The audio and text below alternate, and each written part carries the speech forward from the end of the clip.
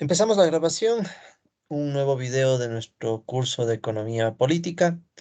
Vamos a continuar en esta sesión con la revisión del modelo, este modelo sectorial de ciclos y sobreproducción que ya empezamos a analizar desde el video anterior. Bueno, desde hace algunos videos, de hecho, si no me equivoco, ¿no?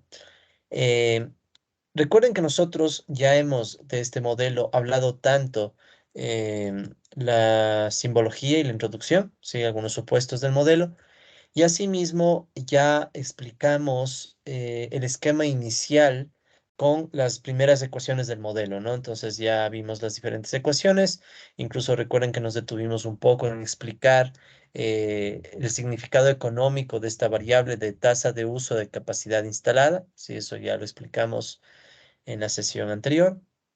Igualmente explicamos, bueno, reforzamos un poco la idea de la función de inversión, ¿sí? Que nos dice básicamente cómo los capitalistas desean que crezca su capital, tanto por una fuerza autónoma, por un efecto de rentabilidad y por un efecto de la demanda, visto indirectamente a través del uso de capacidades instaladas, ¿no?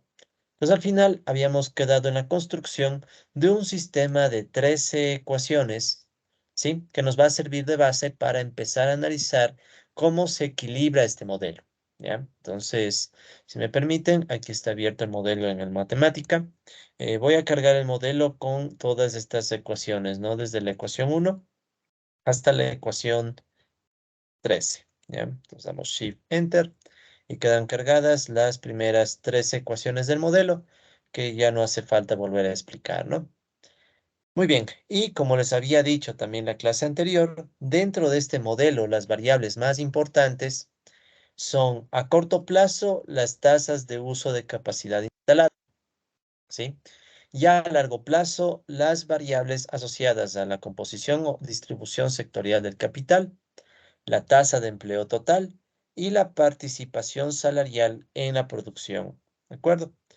Y bueno, aquí teníamos un poco el recordatorio de que algunas variables toman como inspiración el trabajo de Amitabh Bhatt del año 88, que ya lo presentamos varias veces, y por otro lado, otras dos variables corresponden o toman como inspiración al trabajo de Goodwin.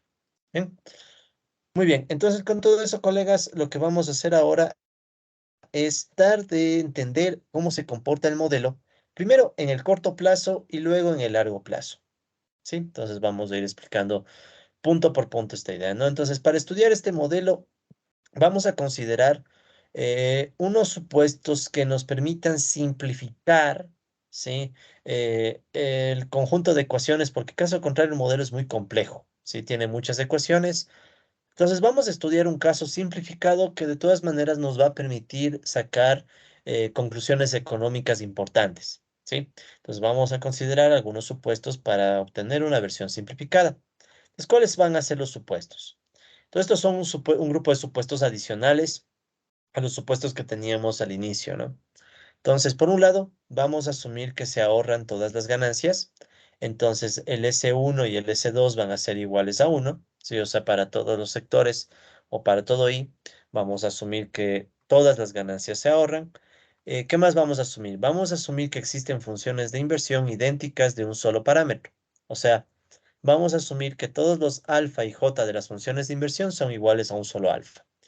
¿Esto a qué se refiere? Recuerden, nosotros teníamos que la función de inversión de un sector uno, por ejemplo, era igual al alfa 1,1, que es el componente autónomo, más alfa 1,2 asociado a la tasa de ganancia 1, más alfa 1,3 asociado al uso de capacidades instaladas del sector uno. Y lo mismo para el sector 2. Entonces teníamos otra función de inversión que tenía esta estructura. Déjenme ver solamente si estoy bien con y el sector sí estamos bien. Entonces aquí estoy al revés nada más. Entonces alfa 2,1 más alfa 2,2 R2 más alfa 2,3 U sub 2. Ya. Entonces tenemos estas dos funciones de inversión.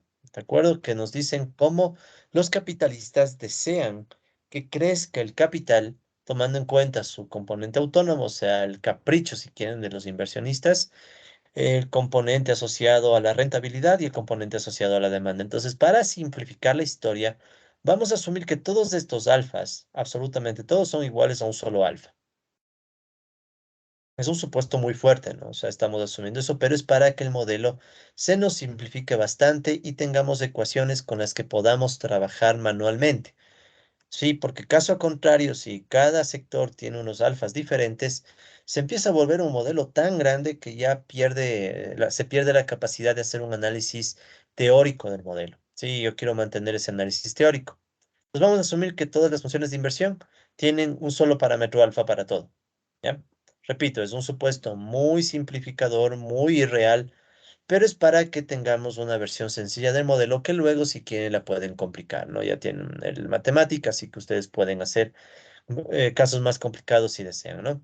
¿Qué más? Vamos a asumir que las empresas ajustan su uso de capacidad instalada de forma idéntica ante un exceso de demanda. Y de hecho vamos a asumir que los omega i son iguales a uno. ¿De dónde venía el omega i? Recuerden que teníamos unas ecuaciones diferenciales en donde decíamos que u i prima puede ser sector uno o sector 2, ¿no? Es igual a alfa i, perdón, a omega i multiplicado por el exceso de demanda del sector i dividido para el precio por la cantidad.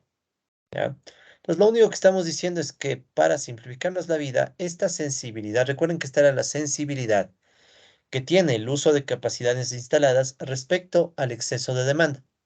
Entonces, vamos a asumir que esto es uno. ¿Ya? Entonces, simple y llanamente, aquí yo no tengo un factor importante. ¿Ya? Entonces, hay una relación directa. ¿Ya? Entonces, es una forma muy sencilla de mantener el supuesto de que la capacidad instalada, el uso de capacidad instalada, responde al exceso de demanda, pero de una forma básica, ya, de una forma muy, muy básica. ¿Qué más? Vamos a asumir que los dos sectores poseen igual relación capital-producto de pleno empleo, ¿sí?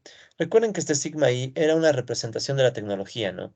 O sea, el sigma I, recuerden que es la relación capital sobre producto cuando la tasa de uso de capacidad instalada es igual a uno, o sea, 100%. ¿Ya? Entonces vamos a asumir que los dos sectores tienen esta misma tecnología. Por eso es que para todos los sigma i vamos a decir que son iguales a un sigma cualquiera. ¿Ya? Sí, entonces todo esto va a ser igual a un sigma, no importa si es que esto es uno o sigma 2. ¿Ya? Entonces siempre va a ser igual a una misma constante, sigma, ya que representa la tecnología en el punto óptimo de uso de capacidades instaladas. De eso ya hablamos en la clase anterior, ¿no? Eh, ¿Qué más tenemos? Vamos a asumir que los dos sectores poseen igual productividad laboral, ¿sí? O sea, QI es igual a Q. O sea, la productividad del sector uno y la productividad del sector 2 van a ser ambas iguales a una productividad general Q. ¿Ya? Noten que implícitamente lo que estamos haciendo, colegas, es asumir que los sectores son casi idénticos. Sí, o sea, estamos asumiendo que ahorran todas las ganancias, los capitalistas de ambos sectores, todos los sectores tienen la misma, los capitalistas de ambos sectores tienen la misma función de inversión con parámetros idénticos, hay iguales reacciones en los mercados de donde los capitalistas ante el exceso de demanda. Hay la misma tecnología, hay la misma productividad. O sea, estamos asumiendo dos sectores muy parecidos, ¿ya? Muy, muy parecidos. ¿De acuerdo? Entonces, toda esta simplificación nos va a ayudar a tener una versión del modelo que igual van a ver que es un poquito compleja, ¿no? O sea, a pesar de que estamos metiendo todos estos supuestos para que la matemática sea manejable, aún así se mantiene con su complejidad del modelo, ¿no? Entonces, para eso vamos a construir la simplificación tal como está aquí abajo, ¿no? Entonces, ustedes pueden ver en el matemática que estamos creando un objeto, una lista que le llamamos simplificación uno y ahí está todo lo que hemos dicho, ¿no? O sea, la tasa de ahorro en uno vamos a reemplazarla por uno, la tasa de ahorro en 2 reemplazamos por uno, todos los alfas de las funciones de inversión los reemplazamos por un solo alfa, ¿sí? El omega uno y omega 2 los reemplazamos por uno, el Q1 y Q2, que son las productividades, los reemplazamos por un Q, y sigma uno y sigma 2 por un solo sigma. ¿De acuerdo? Entonces, con eso estamos asumiendo dos sectores idénticos, casi. Obviamente no pueden ser totalmente idénticos porque el sector uno produce máquinas y el sector 2 produce alimentos. Bien, entonces permítanme hacer un poquito de zoom. Y cargamos este objeto, ¿no? Entonces ahí está la simplificación, que es básicamente una lista cargada de varias reglas de asignación, ¿no? Entonces, tenemos varias reglas de asignación. Y con esto vamos ahora sí a tratar de resolver el modelo. ¿Ok? Entonces este va a ser nuestro caso simplificado, en donde ya nos quedamos con muy pocos parámetros, ¿no? Nos quedamos con alfa, nos quedamos con sigma, nos quedamos con muy poquitos parámetros, ¿ya? Un poquito más fácil de controlar el modelo. Muy bien, entonces con estas simplificaciones vamos a combinar o vamos a utilizar las ecuaciones 1 a 13, ¿sí? Y vamos a obtener un sistema de ecuaciones diferenciales que indique la dinámica de corto plazo o cómo cambian en el corto plazo las tasas de uso de capacidades instaladas sectoriales U1 y U2, ¿sí? Entonces, ¿cuál es la idea del modelo?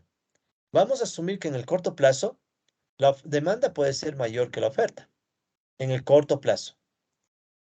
¿Ya? Y si ustedes recuerdan de lo que conversamos en la última clase, si la demanda es mayor a la oferta, hay un incentivo para que los capitalistas aumenten el uso de capacidades instaladas. ¿Ya? Si quieren, podemos recordar el ejemplo que habíamos visto. Si no, no creo que era en esta, disculpen, creo que era la anterior.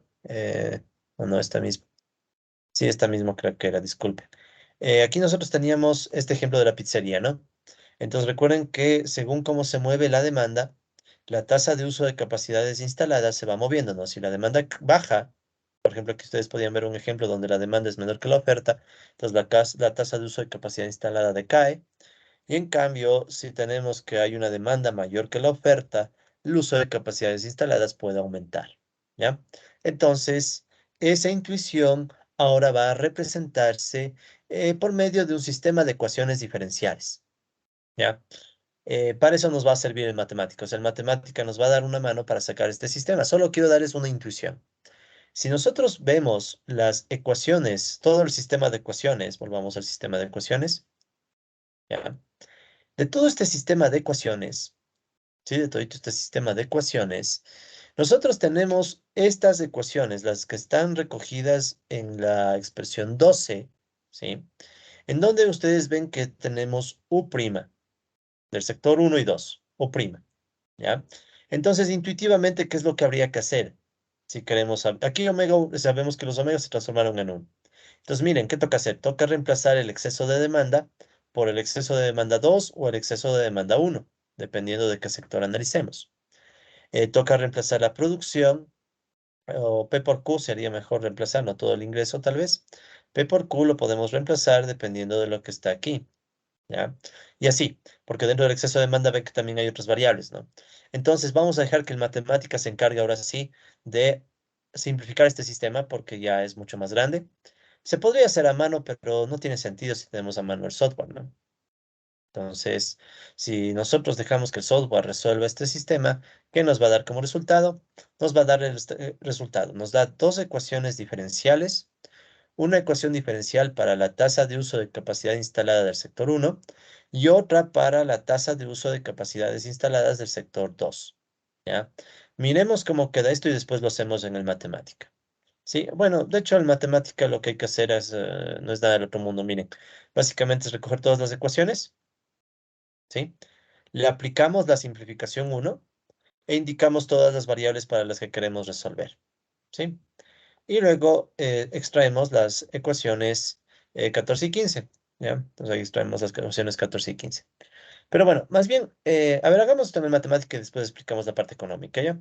Entonces, veamos un poco qué está aquí en esta deducción. Entonces, miren que está aquí. Aquí están todas las ecuaciones de la uno a la 13. Solo quiero que se fijen en un detalle. La ecuación uno aparece dos veces. Miren, aquí aparece ecuación uno doble corchete uno y ecuación uno doble corchete 2. ¿Por qué pasa esto? Eso lo hacemos porque recuerden que la ecuación uno la guardamos como una lista. Entonces, la ecuación uno tiene como primer elemento a esta ecuación, a esta identidad, y como segundo elemento a otra identidad. Entonces, ¿cuál es el propósito? El propósito es que nosotros recojamos esas dos identidades como dos ecuaciones distintas, pero ambas incluidas dentro del mismo objeto llamado ecuación uno. De hecho, si nosotros escribimos ecuación uno, nos va a dar la lista de las dos ecuaciones, ¿verdad? Si yo le pongo ecuación uno, corchete, un segundito, cambio el teclado, se me movió, ¿ya? Entonces, si yo le pongo ecuación uno, corchete, corchete uno, ahí tenemos esta primera expresión. Y si le ponemos ecuación uno corchete, corchete 2 nos da la segunda expresión, ¿sí? Entonces la idea es extraer esas expresiones una por una, para que al momento de hacer el solve, matemática entienda que cada una es una expresión diferente, ¿sí? Eso tal vez es lo que podemos llamar como novedoso. De ahí el resto no es nada del otro mundo. Miren, está la ecuación uno primera, ecuación uno segunda, o si quieren la ecuación uno del sector uno, la ecuación uno del sector 2, ecuación 2, ecuación 3 del sector uno, ecuación 3 del sector 2, ecuación 4, 5, 6, 7, 8 del sector uno, 8 del sector 2, 9, 10, 11 del sector uno, 11 del sector 2, 12 del sector uno, 12 del sector 2, 13 sector uno, 13 sector 2. Están todas las ecuaciones. Eso está guardado en una lista. ¿Sí? Entonces aquí pueden ver que está una lista. Luego el slash punto para simplificar esas ecuaciones por medio de la simplificación uno. ¿Cuál es simplificación uno? Es precisamente esta lista que tiene todas estas reglas de asignación para simplificar nuestro sistema. ¿Ya? Entonces hacemos eso y luego indicamos qué variables queremos resolver. ¿Ya? En este punto ya no me voy a detener a explicar variable por variable qué es lo que se intenta resolver. Aquí más bien les invito a que ustedes vean por qué cada variable ha sido seleccionada, ¿no? Pero penosamente ya ahorita estamos con el tiempo encima, entonces esto ya lo hemos explicado antes. Aquí es un ejercicio de ir haciendo ecuación por ecuación, viendo qué me permite despejar cada ecuación, ¿no? Entonces ahí se va eligiendo las variables. Entonces, bueno, entonces damos Shift Enter y ahí nos da este conjunto de soluciones, ¿no? Entonces ahí tenemos la solución para varias de nuestras variables, ¿sí? Entonces ahí tenemos las variables, el empleo en uno, el empleo en dos, la tasa de empleo y así. Entonces están muchas variables porque son un montón de ecuaciones. De aquí, ¿qué nos va a interesar sacar? Nos interesa sacar primero las ecuaciones que corresponden a la tasa de uso a la derivada de la tasa de uso de capacidad instalada de uno y de 2. ¿Dónde están guardadas esas? Entonces tocaría contar, ¿no? 1, 2, 3, 4, 5, 6, 7, 8, 9, 10, 11, 12, la 13 y la 14. Pues las soluciones 3 y 14 tienen a las soluciones para las derivadas de las tasas de uso de capacidades instaladas. ¿Ya? Entonces, si nosotros vamos bajando, están aquí, ¿no? Entonces, aquí les va a aparecer la U1', que es la 13, y la U2', que es la 14. Entonces, ¿qué es lo que hacemos? Las extraemos, ¿sí? Entonces, extraemos de la deducción uno. Aquí está un poquito feo, lo voy a poner mejor así, ¿ya? Es lo mismo. Entonces extraemos la deducción uno. El primer uno, recuerden que es para sacar esto cuando está en doble corchete. Y sacamos el término 13 y cambiamos la regla por igual. Entonces nos quedó la derivada de 1', que es esta de aquí. Entonces esta misma que estamos viendo acá es la que está aquí, pero ya puesta como igualdad, ya guardada como ecuación 14. ¿Sí? Entonces aquí ya damos Shift Enter. Ya. Y la ecuación 15, en cambio, es la misma idea, pero extraemos ya el término, no el término 13, sino el término 14. ¿Sí? Entonces hacemos lo mismo. Entonces extraemos el término 14 y ese término 14 hacemos el reemplazo de la regla por la igualdad y nos quedó esta ecuación, U2'. ¿Ya? Si bien es cierto, como les dije, no voy a explicar ya variable por variable lo que está aquí.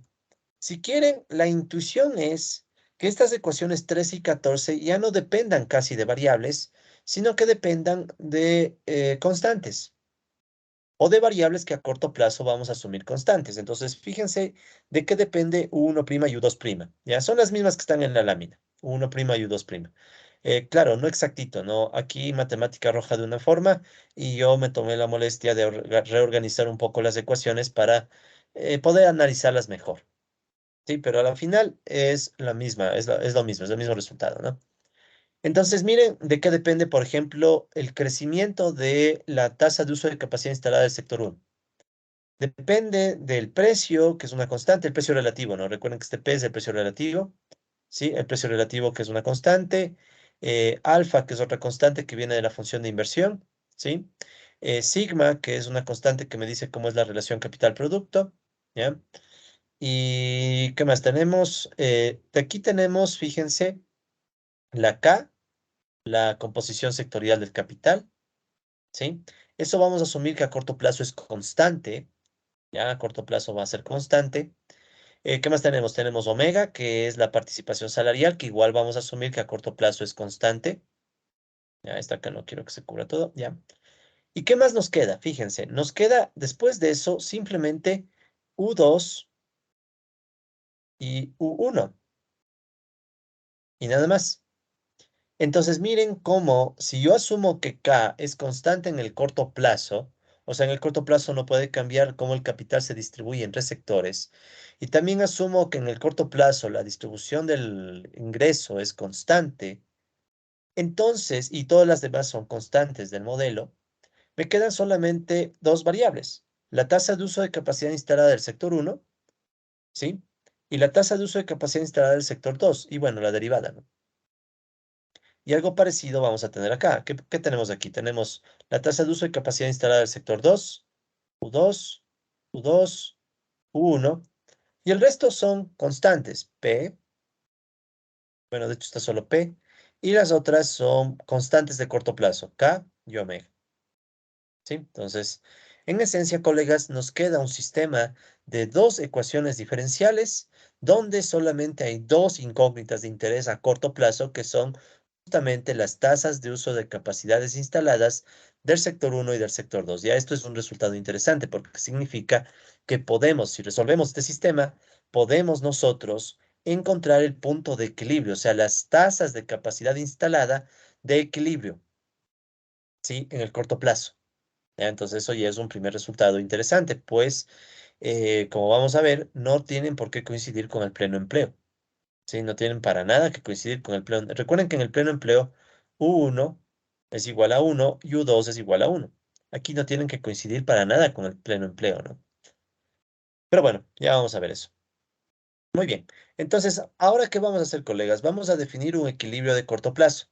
Entonces, ¿qué va a ser el equilibrio de corto plazo? Vamos a decir que es la ausencia del exceso de demanda en todos los mercados. ¿Sí? La ausencia de exceso de demanda en todos los mercados. Entonces, lo que vamos a asumir es que para que haya equilibrio de corto plazo, el exceso de demanda en el sector uno y en el sector 2, o mejor dicho, perdón, el exceso de demanda en el mercado de capitales, de bienes de capital y de bienes de consumo, siempre va a ser cero. En el equilibrio, ojo, no en el equilibrio. O sea, ¿esto qué significa? Que en el equilibrio de corto plazo, la demanda va a ser igual a la oferta. ¿Ya? En el equilibrio. Entonces, todavía no necesariamente vamos a estar siempre en el equilibrio.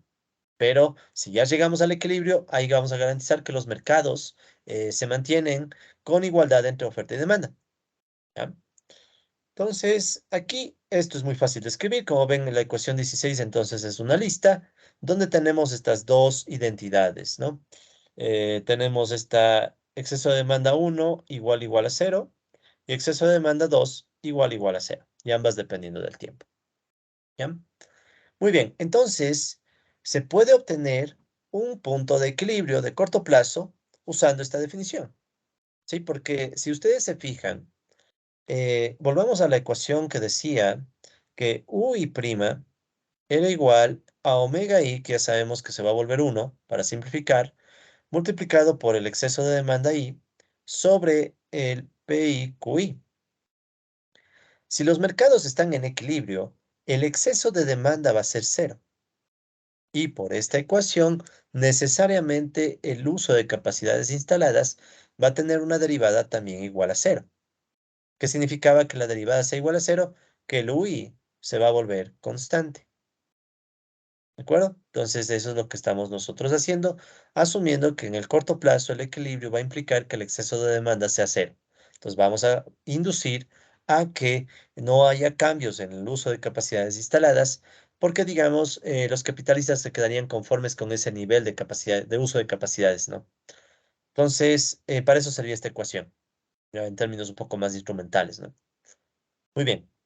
Entonces, esto va a implicar, como les decía, que va a haber un punto en donde para todos los sectores las derivadas de UI con respecto al tiempo van a ser iguales a cero.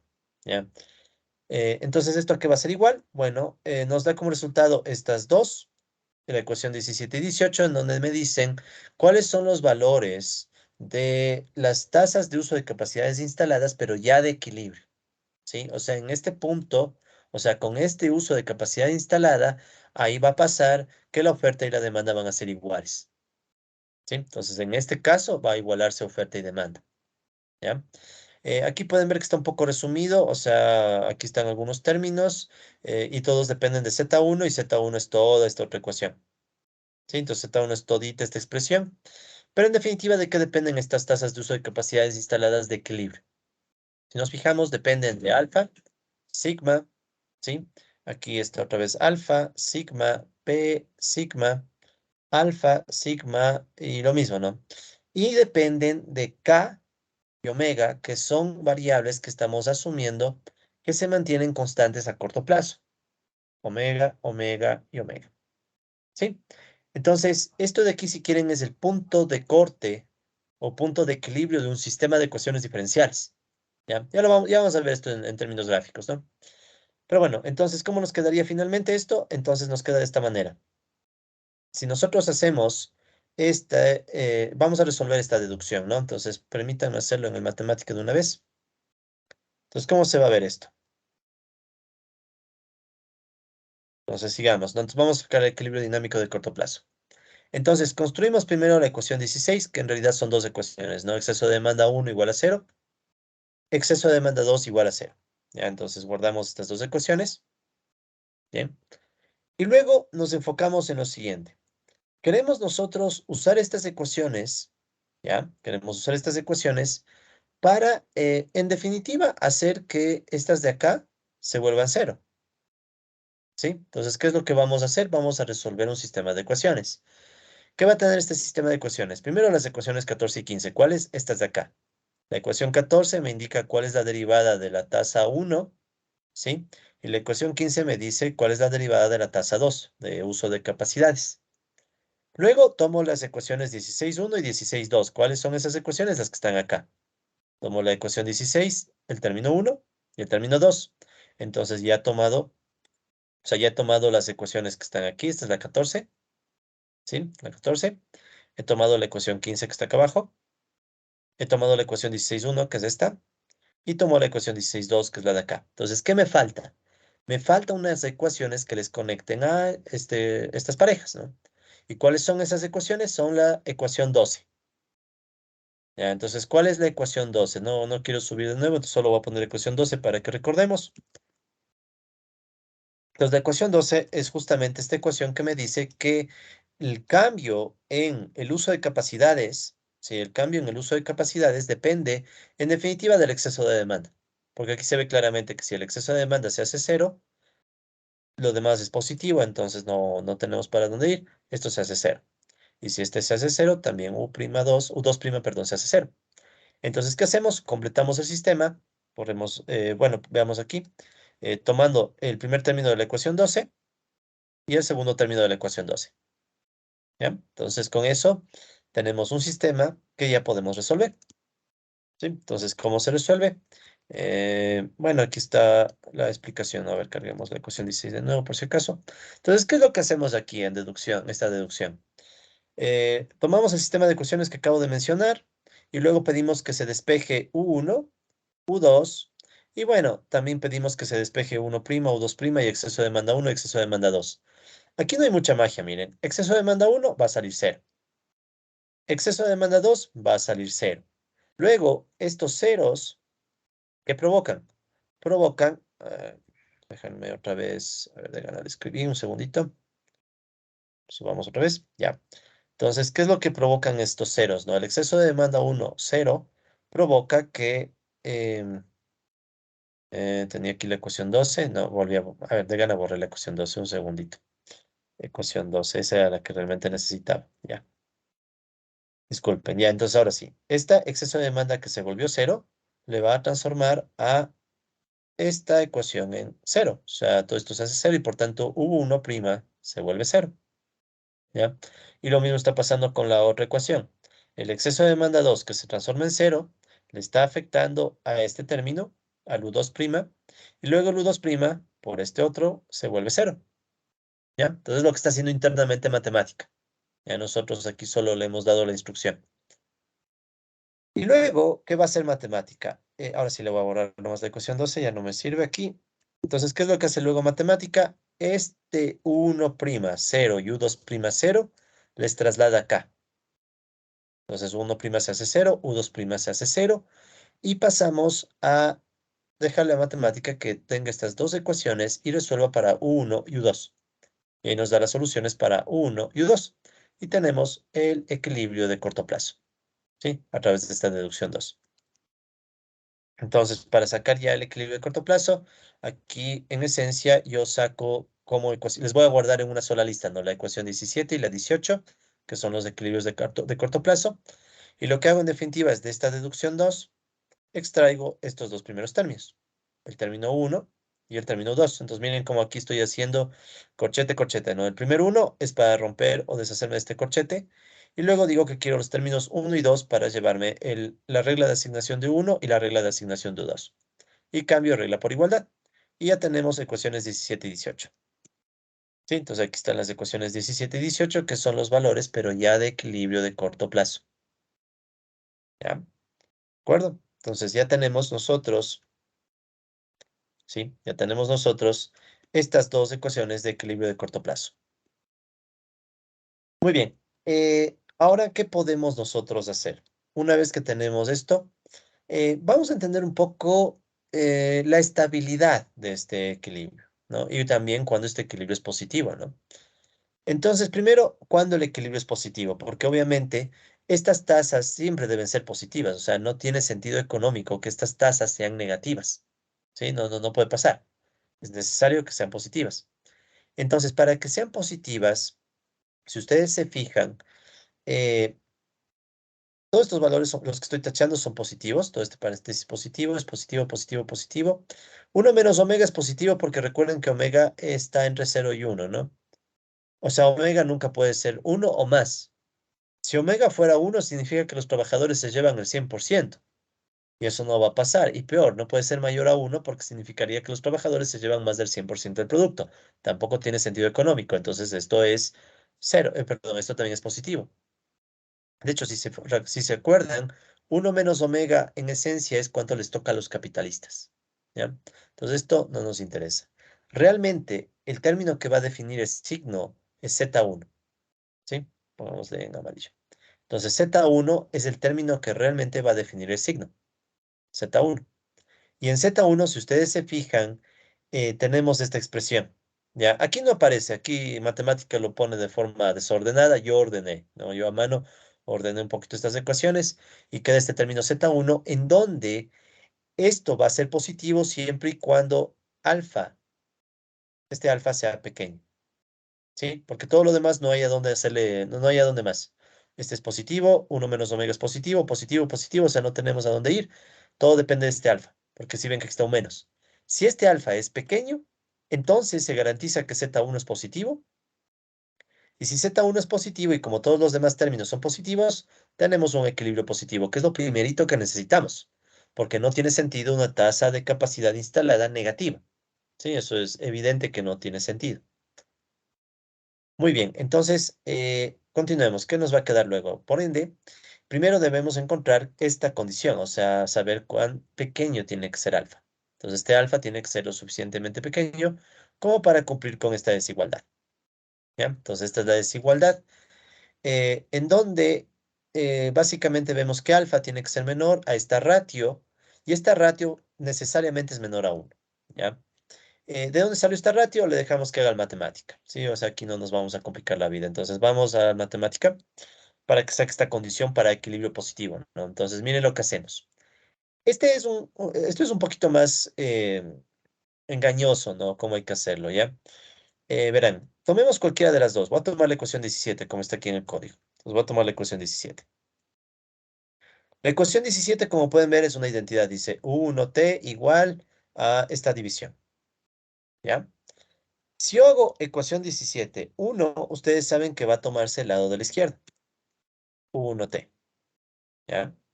Ahora, si hago ecuación 17, 2, tomo el lado de la derecha, ¿sí? Bueno, esta es la ecuación 17, ¿no? Por si acaso.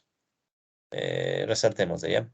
Para no perdernos, ¿ya? Entonces, si yo hago ecuación 17, 2, tomo el lado de la derecha. Ahora, el z que yo quiero, el término que quiero analizar está en el denominador. De hecho, creo que es ese término. Aquí hay un problema. Esto, como está en el denominador, nunca va a ser cero. ¿Sí? Esto de aquí nunca va a ser cero. ¿Ya? O sea, porque ustedes saben que uno sobre cero es indeterminado. Al ser indeterminado, ¿qué es lo que va a suceder? Va a suceder que matemática no va a poder resolver la ecuación. ¿sí? Porque no le puede hacer cero. Entonces, ¿qué es lo que podemos hacer? Tomar esta ecuación 17 y escribir la inversa. Ecuación 17,2, ¿no? Y le hacemos la inversa. Si hacemos la inversa, ¿qué nos queda? Ese denominador se transforma en numerador, ¿sí? Y ahora ya podemos hacer que este numerador sea cero, porque ya no hay una indeterminación, o sea, el numerador sí puede ser cero, o sea, me quedaría una cosa 0/1, que ya no es indeterminación, sino que esto es igual a cero. ¿Ya? Entonces, estos son ya detallecitos de cada modelo que a veces, esto ya no podemos automatizar, ¿no? O sea, ya toca uno verle, tener un criterio y poder saber, bueno, qué mismo tengo que hacer, ¿no? Entonces, en este caso, lo que vamos a hacer es eso, ¿no? Sacar la inversa de la ecuación 17, componente de la derecha, para poder hacer que esto se vuelva nulo, porque al final, ¿qué queremos? Queremos saber cuándo este término es cero y eso nos va a dar una referencia de cuándo, por tanto, es positivo o negativo, ¿ya? Entonces, una vez que nosotros hacemos esto, lo siguiente está ya en el comando. Entonces, miren lo que hacemos. Hacemos que este 1 sobre ecuación 17,2 se iguale a cero y resolvemos para alfa. Ya, entonces, tomemos ahora todo este código. Control C y corramos de Control V, Shift Enter. Entonces, miren, nos dice cuánto es alfa. Entonces, ¿esto qué es? Este es un indicador de cuánto debe ser alfa para que el denominador se haga cero. ¿Sí? ¿De acuerdo? Ahora, ¿cómo yo puedo saber si alfa tiene que ser mayor o menor? ¿Sí? ¿Cómo puedo saber eso? No les voy a mentir. En Solve uno puede resolver inecuaciones, uno puede resolver desigualdades, ¿ya? Pero se empieza a complejizar mucho porque toca decir la matemática cuáles términos nomás son positivos para que resuelva la desigualdad de forma correcta. ¿Ya? Y eso un poco lo complica.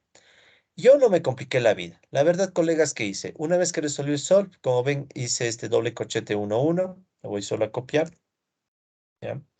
Para extraer, ¿no? Entonces aquí tengo esto. Y luego, por mi análisis previo, ¿sí? Por mi análisis previo, yo sé que alfa tiene que ser pequeño.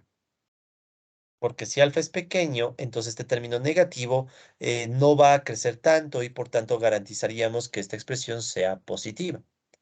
Entonces no hay mucho a dónde ir, colegas. Alfa tiene que ser menor.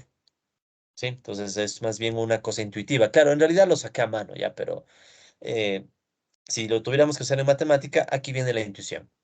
Esto tendría que ser menor. Entonces miren lo que hago al final. Al final lo que hago es toda esta expresión, le aplico un reemplazo, y digo que reemplace la regla, pero ya no por un igual, sino por un menor, less. Pues miren lo que hace matemática. Esto lo hice más para mostrarles un poco cómo con matemático uno también puede escribir desigualdades. Entonces, si yo pongo less en vez de equal, ¿qué hace matemática? Reemplaza la flechita que estaba aquí, de la borré. Entonces reemplaza esta flechita y la reemplaza por el signo de menor. Y ya tengo la desigualdad. ¿Sí? Esto ya es bien artesanal, ¿no? O sea, tal vez haya una mejor forma de hacerlo. De hecho, si saben si se les ocurre una mejor forma de hacerlo, colegas de la central o otros colegas que estén viendo el video, pueden ponerlo en los comentarios, ¿no? Del video en YouTube para que nos digan cómo lo hubieran hecho ustedes, ¿no? Yo en este caso lo hice así porque, ¿para qué les voy a mentir? Ando apurado. Entonces, cuando hago apurado, lo hago bien tosco, ¿no? Entonces, este es bien a la mano, bien, bien, bien manualmente. Bien. Muy bien, sigamos. Entonces, si alfa es menor a esto, se garantiza que tenemos equilibrio positivo. Ahora, esto es menor a 1. ¿Por qué sé que es menor a 1? Esto no es muy difícil de ver, verán.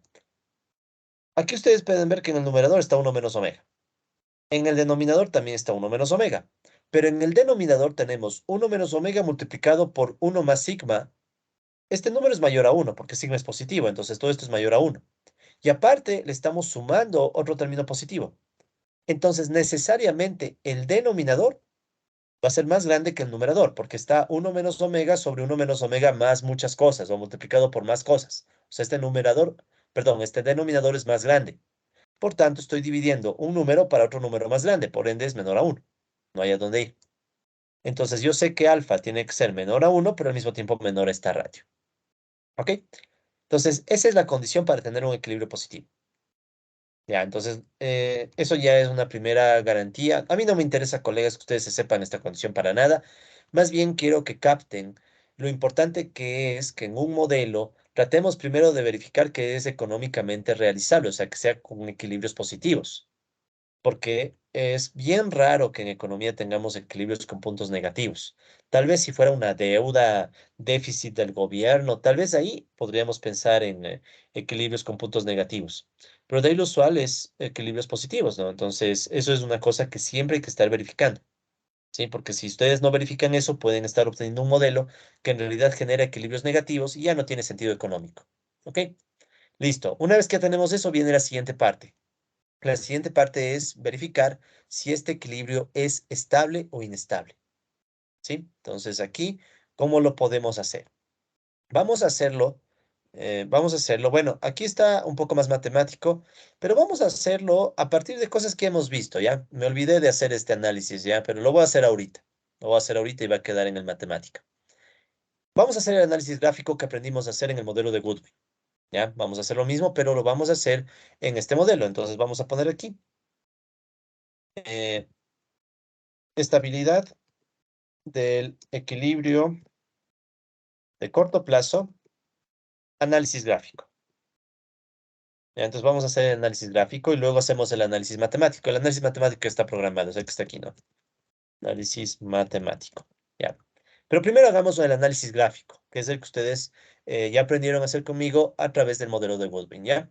Entonces, como estoy un poco de apuro, vamos a ver los comandos del modelo de Goodwin, ¿no? Entonces, vamos al modelito de Goodwin.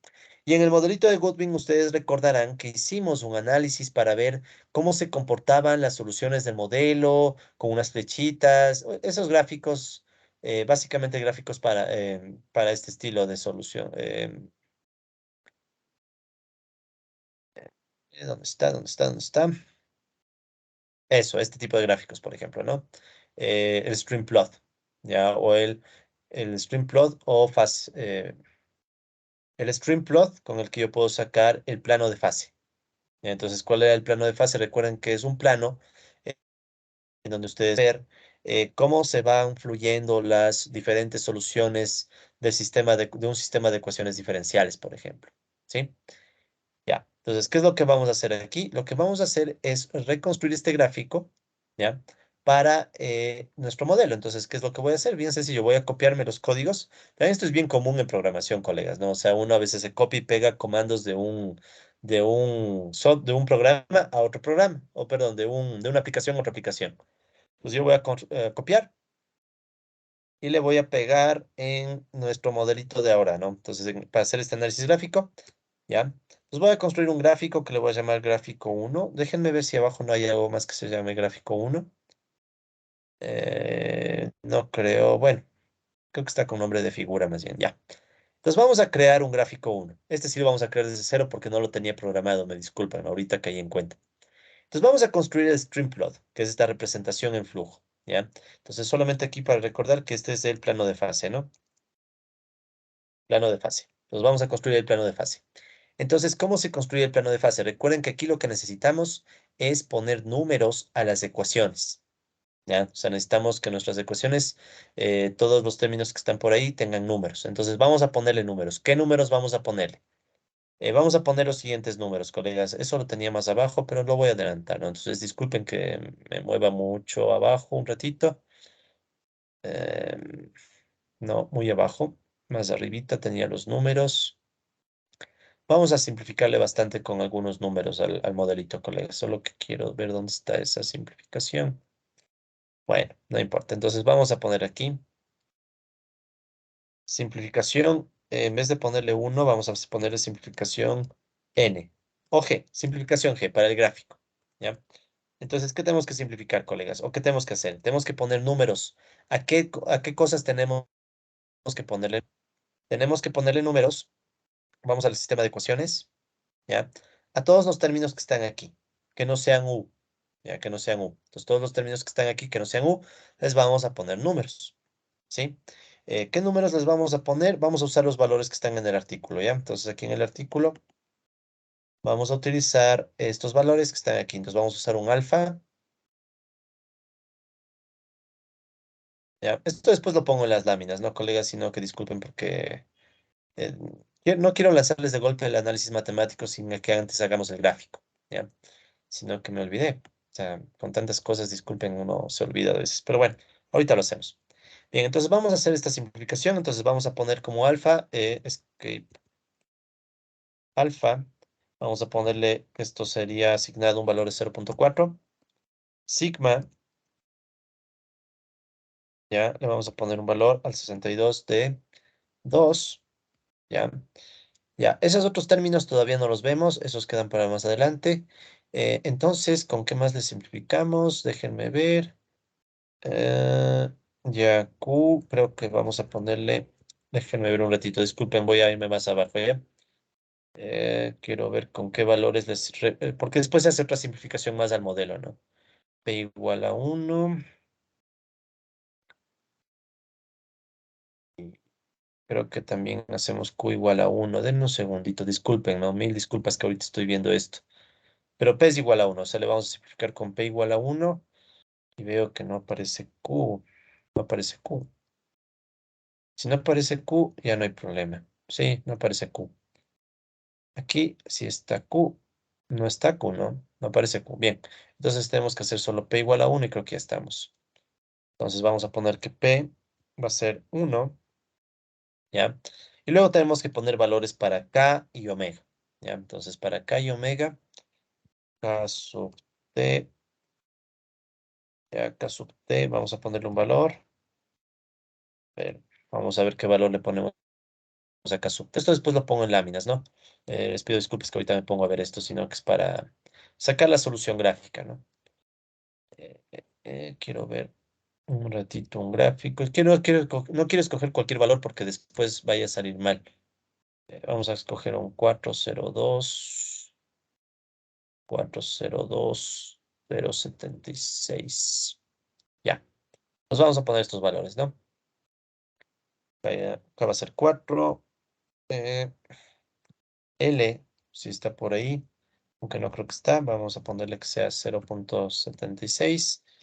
Y omega sub t, vamos a hacer que esto sea ujú, 62, 0.2 si no me equivoco, déjenme ver, sí, ya. Ok, puedo hacer otros valores, pero quiero que sean valores que me aseguren que van a salir bien las gráficas, ya es por temas de tiempo nada más, colegas, ¿no? Puedo hacer otros valores, ya. Entonces vamos a ver cómo nos queda este grafiquito, ¿no? Entonces esta sería la simplificación. Le hemos llamado simplificación G. La simplificación G tiene como único objetivo, colegas, poder sacar un gráfico, pero para eso tenemos que ver si funciona. Las ecuaciones eh, 14 y 15, verán que es el sistema dinámico, ¿no? Las ecuaciones 14 y 15 deben quedar con números. Ya, entonces vamos a ver si funcionó. Ecuación 14. Vamos a ver si hacemos esto y le aplicamos simplificación G. Ya, entonces miren, nos quedaron solamente números y la U1, U2 y la derivada de 1. Entonces sí está bien. Ya, entonces esta sería la ecuación 14 y con la ecuación 15 igual solo números. Perfecto. Entonces sí está funcionando. Entonces esto es suficiente para que nuestro modelito ahora sea un modelito que arroje solo números. ¿Ya? Déjenme solo ver, me quedé con la duda si el empleo entra o no entra en estas ecuaciones. No entra, ¿no? El empleo. Entonces no era necesario poner el empleo. Entonces le voy a borrar el empleo. Ya le voy a borrar el empleo, un segundito, para que esté lo mínimo, ¿no? No quiero que estén tantos códigos, no quiero que haya muchos códigos basura. Eso, entonces igual ahí funciona. 15 y 14, ya no es necesario el empleo. Bien, entonces estamos listos para construir nuestro, pongamos así, ecuación un ratito, ecuación 14 y ecuación 15 para verlos nada más, ¿no? Shift punto, simplificación G, ya. Pues ahí están las ecuaciones 14 y 15. Entonces ahora sí vamos a construir nuestro gráfico 1, ¿ya? Veamos, ¿qué es lo primero que necesito para este gráfico 1? Este va a ser un plano de fase, o sea, va a ser un plano en donde voy a poner las dos variables que van a ser, si no me equivoco, U1 y U2. Solo quiero ver si es en ese orden el gráfico. ¿Sí? Porque yo tengo el gráfico, pero más teórico, ¿no? Pero quiero el gráfico en términos... Ah, no, U2, U1. O sea, le voy a poner... Vamos a poner el 2 y el 1 en este orden. U1, U2. Ya, listo. Entonces, ahora sí. Un segundito. Vamos aquí. Estamos aquí, ya. Entonces volvamos a matemática. Ya, entonces vamos a poner en el eje horizontal a U2 y en el eje vertical a U1. ¿Eso qué significa? Que yo tengo que poner en el eje horizontal a U2 de... Vamos a ponerle de 0 a 1 y luego vamos ajustando, ¿no? De 0 a 1 pongamos. O de 0 a 2 por si acaso. Y el U2, ese es el eje horizontal. Y el eje vertical va a ser U1T. Igualmente pongámosle de 0 a 2. ¿Ya? Listo. El resto de cosas ya saben ustedes que son adornos. Tal vez lo que podemos poner aquí es uso de capacidad instalada de sector 1. Ah, perdón, sector 2. Este es el eje horizontal.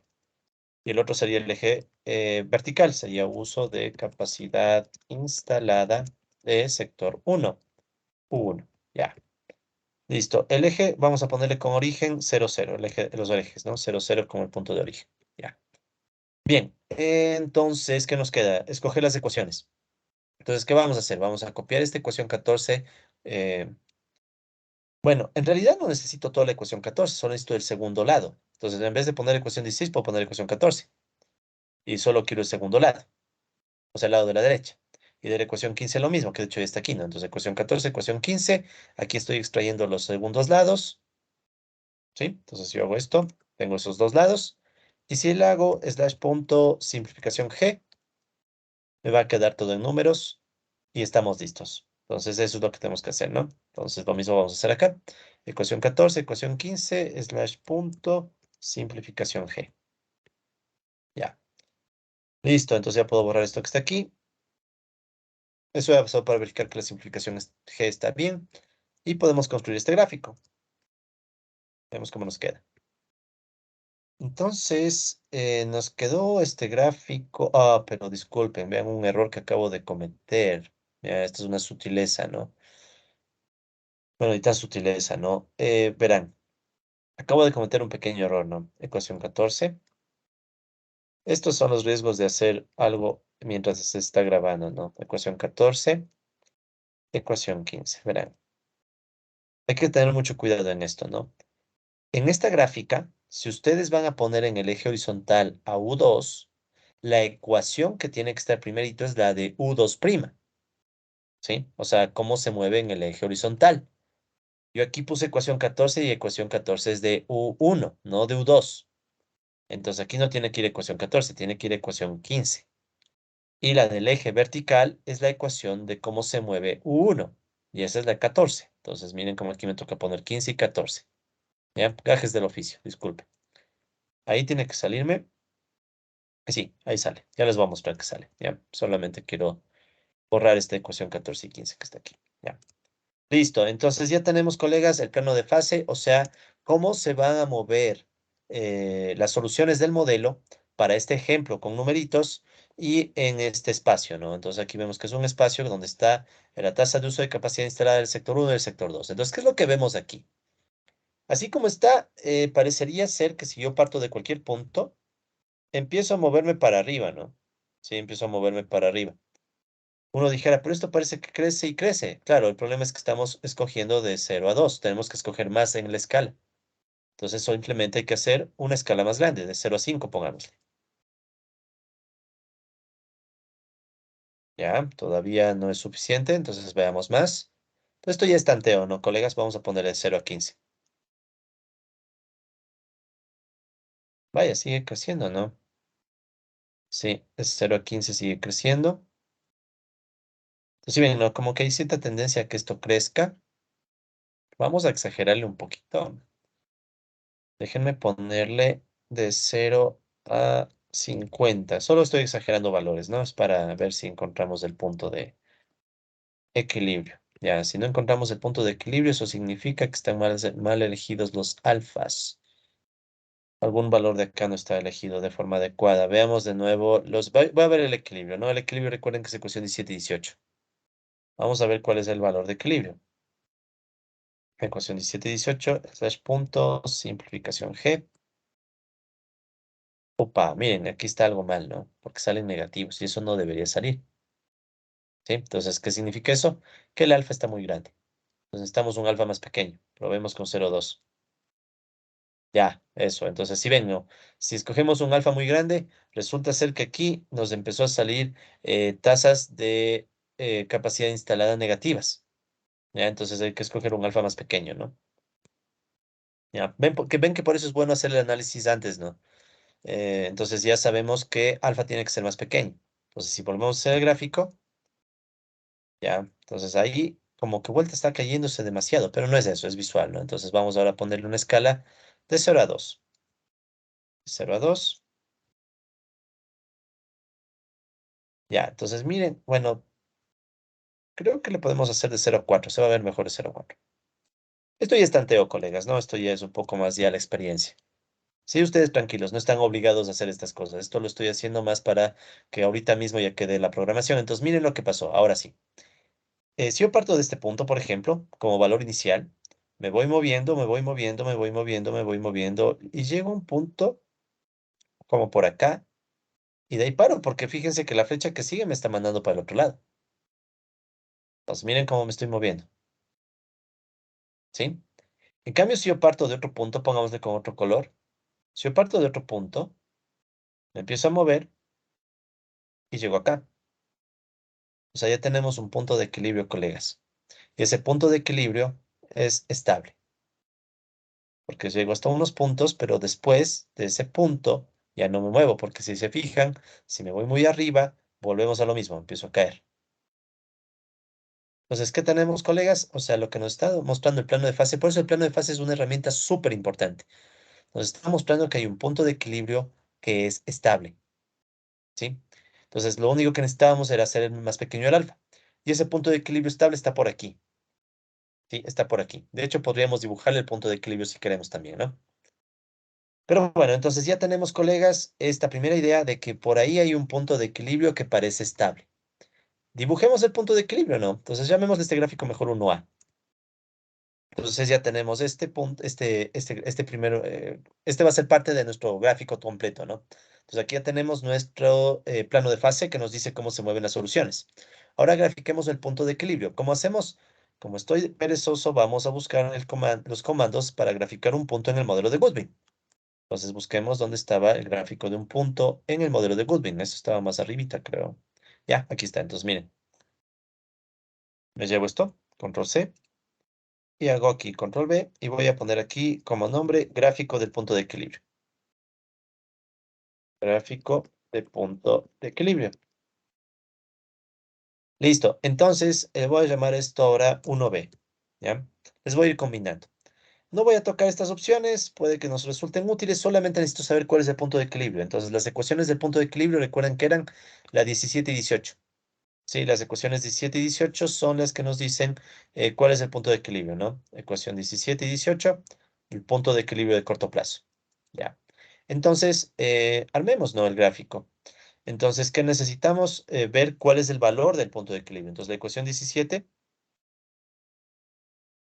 nos da ese valor, ¿no? Como solo quiero bueno, dejémoslo así, ¿no? Y la ecuación 18, pongamos todo esto en una lista. Y entonces ahí están las dos ecuaciones. Este es el equilibrio. A estas dos ecuaciones les quiero transformar en números, entonces pongo simplificación G, que es la simplificación para el gráfico. Pues miren que ahí está lo que sacamos hace unos minutos, ¿no? O sea, este equilibrio en valores, 1.6666 y 1.666 salieron igualitos. Bueno, muy bien, ahora, ¿qué vamos a hacer? Lo que voy a hacer es quedarme solo con los números, ¿sí? Con los números, pero miren que aquí casi cometo otra vez el mismo error. En el eje horizontal tiene que ir U2, entonces aquí en realidad sería ecuación 18, y en el eje vertical tiene que ir U1, ecuación 17. ¿Ya? Eso hay que tener cuidado, ¿no? O sea, si el eje horizontal es U2, le dejamos a U2, ¿no? Estoy haciendo para que coincida con el gráfico que está en las láminas. Entonces, U2, U1. U2 eje horizontal, U1 eje vertical. Ok, ya tenemos esto y me quiero quedar solamente con los números, entonces ya saben que eso se extrae haciendo corchete, corchete 2. Y lo mismo en el otro término, hacemos corchete, corchete 2 y se extraen los números. Entonces, este es el valor del equilibrio. En este caso salieron iguales. No tenemos por qué creer que siempre salgan iguales, así que mejor dejar los códigos así como están. Solo voy a copiar y ese es el punto. Entonces, este punto lo voy a poner en vez de estas ecuaciones que estaban acá. Entonces, donde está point, borro lo que estaba antes y pongo este punto. Borro lo que está aquí. ¿Sí? Y ya tenemos el punto. Entonces seguramente si yo le hago Shift Enter, sale el punto. Es un punto en rojo. Si quieren le pueden poner naranja, verde, lo que deseen, ¿no? Entonces, este punto lo quiero poner o combinar con esta gráfica, ¿ya? Para que me aparezca el punto de equilibrio. O sea, si yo hago show gráfico 1A y el gráfico 1B, ¿ya? Ahí está el punto, ¿sí? Entonces, ese es el punto que les decía, es el punto de equilibrio, que ya podemos sospechar que es estable, ¿no? O sea, ya tenemos, disculpen ese ruido, entonces ya tenemos alguna sospecha de que estas soluciones se mueven hasta llegar a ese punto. ¿Sí? Entonces ahora es mucho más fácil de ver, ¿no? Es como que las soluciones se mueven hasta llegar a ese punto de equilibrio que parece ser estable, ¿ya? Ok, ahora, vamos a hacerle un poquito más grande el punto, si me permiten, ¿no? Pero vamos a poner más cosas. Pues primero quiero hacer el punto un poquito más grande. Vamos a aumentar el punto a tal vez 0,03. Ya, un poquito más grande. Sí, ahí está mejor. Ya, entonces ahí se ve mucho mejor el punto. Pero quiero poner más cosas, ¿verdad? Quiero poner algo. Este punto de equilibrio nace de algo. O sea, ese punto de equilibrio recuerden que nace en el momento que nosotros hacíamos que nuestras ecuaciones diferenciales sean iguales a cero. ¿Sí? Hacíamos que estas ecuaciones diferenciales sean iguales a cero y ahí resolvíamos. Y al resolver nos daba el punto de equilibrio. Entonces, ¿qué es lo que podemos hacer ahora? Podemos dibujar estas funciones cuando son iguales a cero. Recuerden cuando estas funciones son iguales a cero, a esto le llamábamos las líneas nulas. ¿Sí? Las líneas nulas es lo que vimos en el modelo de Goodwin. Las líneas nulas son aquellas regiones geográficas en donde, geográficas, aquellas regiones en el plano, si es que estamos en dos dimensiones, o sea, regiones geométricas, no geográficas, perdonen, ya muy cansado de grabar tantos videos, pero bueno, son esas regiones en donde son constantes la una o la otra variable. Y claro, cuando se cruzan son constantes las dos. ¿Ya? Entonces, lo que vamos a hacer ahora es graficar las líneas nulas, o sea, graficar estas líneas en donde cada una de estas funciones se anula. ¿Sí? Entonces, eso debía haber hecho antes, disculpen, lo que pasa es que no se me ocurrió. Ahorita haciendo se me ocurrió. Entonces, quiero dar mejor el análisis gráfico. Luego vemos el análisis matemático, pero quiero hacer el análisis gráfico completo. Entonces, ¿qué es lo que vamos a hacer? Y este gráfico de punto de equilibrio. Entonces, vamos a construir otro que es el gráfico de líneas nulas. ¿Y cómo hacemos el gráfico de líneas nulas? Volvemos al modelo de Goodwin. Entonces busquemos en el modelo de Goodwin el gráfico de las líneas nulas. Recuerden que en el modelo de Goodwin las líneas nulas tenían esta forma, ¿sí? Pero eso era en el modelo de Goodwin. En este otro modelo que estamos haciendo van a tener otra forma, ya van a ver. Por eso también quiero que vean. Entonces me voy a llevar el gráfico 7, el contour plot. Entonces el contour plot nos va a servir para hacer el gráfico de las líneas nulas. Gráfico de líneas nulas. Entonces este sería el gráfico 1B, 1C. ¿Bien? Entonces vamos a construir este gráfico de líneas nulas. ¿Ya? Entonces, ¿qué es lo que yo quiero? Quiero las líneas en donde estas ecuaciones diferenciales, las ecuaciones 14 y 15, se hacen cero. Sí, las ecuaciones 14 y 15 se hacen cero. Entonces, primero ecuaciones 14 y 15, voy a ponerles por acá para no olvidarme, ¿ya? Soy medio olvidadizo. Entonces, ecuación 14 y ecuación 15. ¿Ya? Entonces, ¿qué es lo que quiero? Que estas dos ecuaciones se anulen, o sea, que sus derivadas sean iguales a cero. ¿Ya? Esa es la idea de la línea nula. Es una región geométrica en donde no crece la variable que estamos analizando. ¿Ya? Entonces, aquí tenemos estas dos líneas nulas. Entonces, ¿qué es lo que vamos a hacer? Vamos a construir las líneas nulas, para eso usamos el contour plot, que es la representación de contornos. Vamos a empezar con la ecuación 15. Luego con la ecuación 14, recuerden que hacemos eso porque en el eje horizontal está U2 y en el vertical U1, ¿ya? Y luego, ¿qué hay que hacer? Si yo lo dejo como está, estamos con el problema de que ecuación 14 y 15 no están nulas, todavía no son líneas nulas. ¿Cómo les transformo en líneas nulas? Entonces hacemos un slash punto y pedimos que U1', ¿sí? 1't se transforme en 0 y que U2't también se vuelva cero. Cuando hacemos eso, ahí estamos transformando estas ecuaciones en líneas nulas. Pero nos falta algo más. Estas ecuaciones están en símbolos. Tenemos que transformarla en números. ¿Cómo le transformamos en números? Usando nuestra simplificación G, la que está aquí arriba. Entonces, ahora, ¿qué vamos a hacer? Vamos a aplicar también la simplificación G. ¿Ya? Entonces, a la ecuación 14 y 15, transformada en líneas nulas, ¿sí? Le pongo en paréntesis y y le aplico ahora vuelta simplificación G. Entonces ahora ya tengo garantía de que este gráfico, ¿sí? Está tanto haciendo que las derivadas se vuelvan cero, pero al mismo tiempo va a hacer que todos los términos que son constantes se transformen en numeritos. Y solo nos va a quedar U1 y U2. Entonces matemática ya va a poder sacar las gráficas de estas dos funciones de U1 y U2. ¿Ok?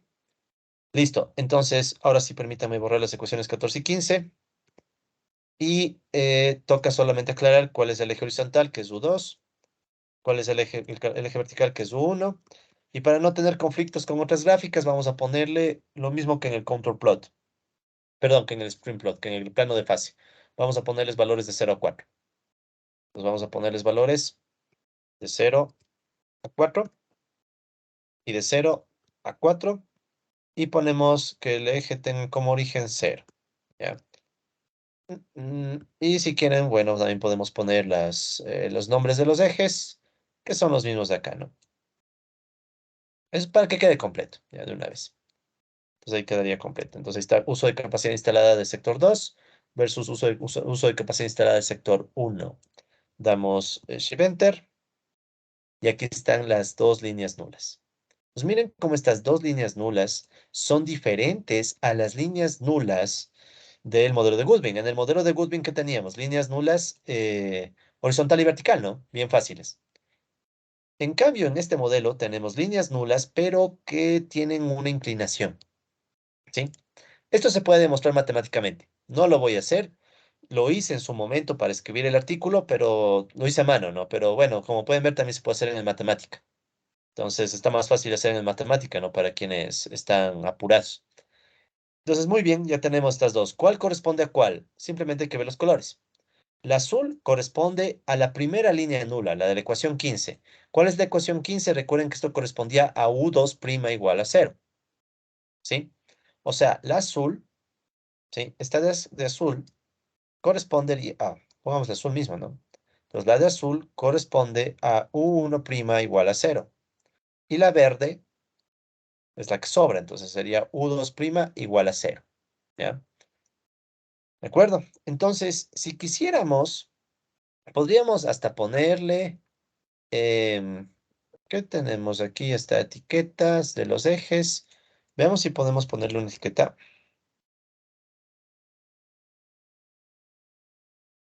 Ya, label va a permitirme poner una etiqueta. Ya van a ver. Al 62. Ups, pasó. Ah, ya hice una tontería. Disculpen, disculpen. Es cuando la memoria empieza a fallar. Bueno, no hace falta para qué voy a poner etiqueta. Bueno, ahí está, ¿no? Entonces, la azul es la de U1' y la verde es la de U2'. Déjenme ver, yo tenía un gráfico con etiquetas. Ya, eso estaba en... Pasa es que cuando a veces hace uno tantas cosas, colegas, se olvida, ¿no? Entonces yo tenía un gráfico con etiquetas aquí abajo.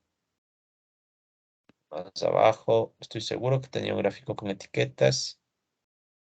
No está aquí. No está aquí, ¿no? Ya está en otro. Para que vean que tengo un montón de programas, ¿no? Entonces está por acá. Un segundo nada más, ¿no? Está aquí en la tesis doctoral, la introducción. Este es un artículo que recién me publicaron. Creo que ya les comenté en algún video anterior, ¿no? Entonces aquí sí tengo gráfico con etiquetas. O sea, vean, a veces la memoria de uno falla tanto, ¿no? Solo quiero estas benditas etiquetas. Plot Legends, ahí está, Plot Legends, Plot Legends. Qué bárbaro. Disculpe, ¿ya? Entonces vamos a ponerle aquí otra opción que se llama Plot Legends. ¿Ya? ¿Para qué sirve Plot Legends? Para poner una leyenda que me indique para cada color qué significa. ¿Ya? Eso me va a servir mucho porque entonces yo voy a saber que el azul Sí, la azul corresponde al caso de la ecuación 15 y recuerden que la ecuación 15 es la de U2'. Entonces, ¿qué es lo que voy a poner en esta primera etiqueta? Que U2'T igual a 0. Entonces, la línea nula de U2'. Y en cambio, la ecuación 14 es lo que sobra, ni para qué ver. Entonces, este es U1'T igual a 0. Ah, igual a 0. ¿Sí? Y listo. Entonces, ahora sí, voy a borrar esta ecuación que estaba aquí. Ya, entonces miren lo que va a ser Plot Legends. Este no hemos usado antes, ¿ya? Debimos haber usado antes, disculpe. Pero bueno, miren lo que va a ser Plot Legends.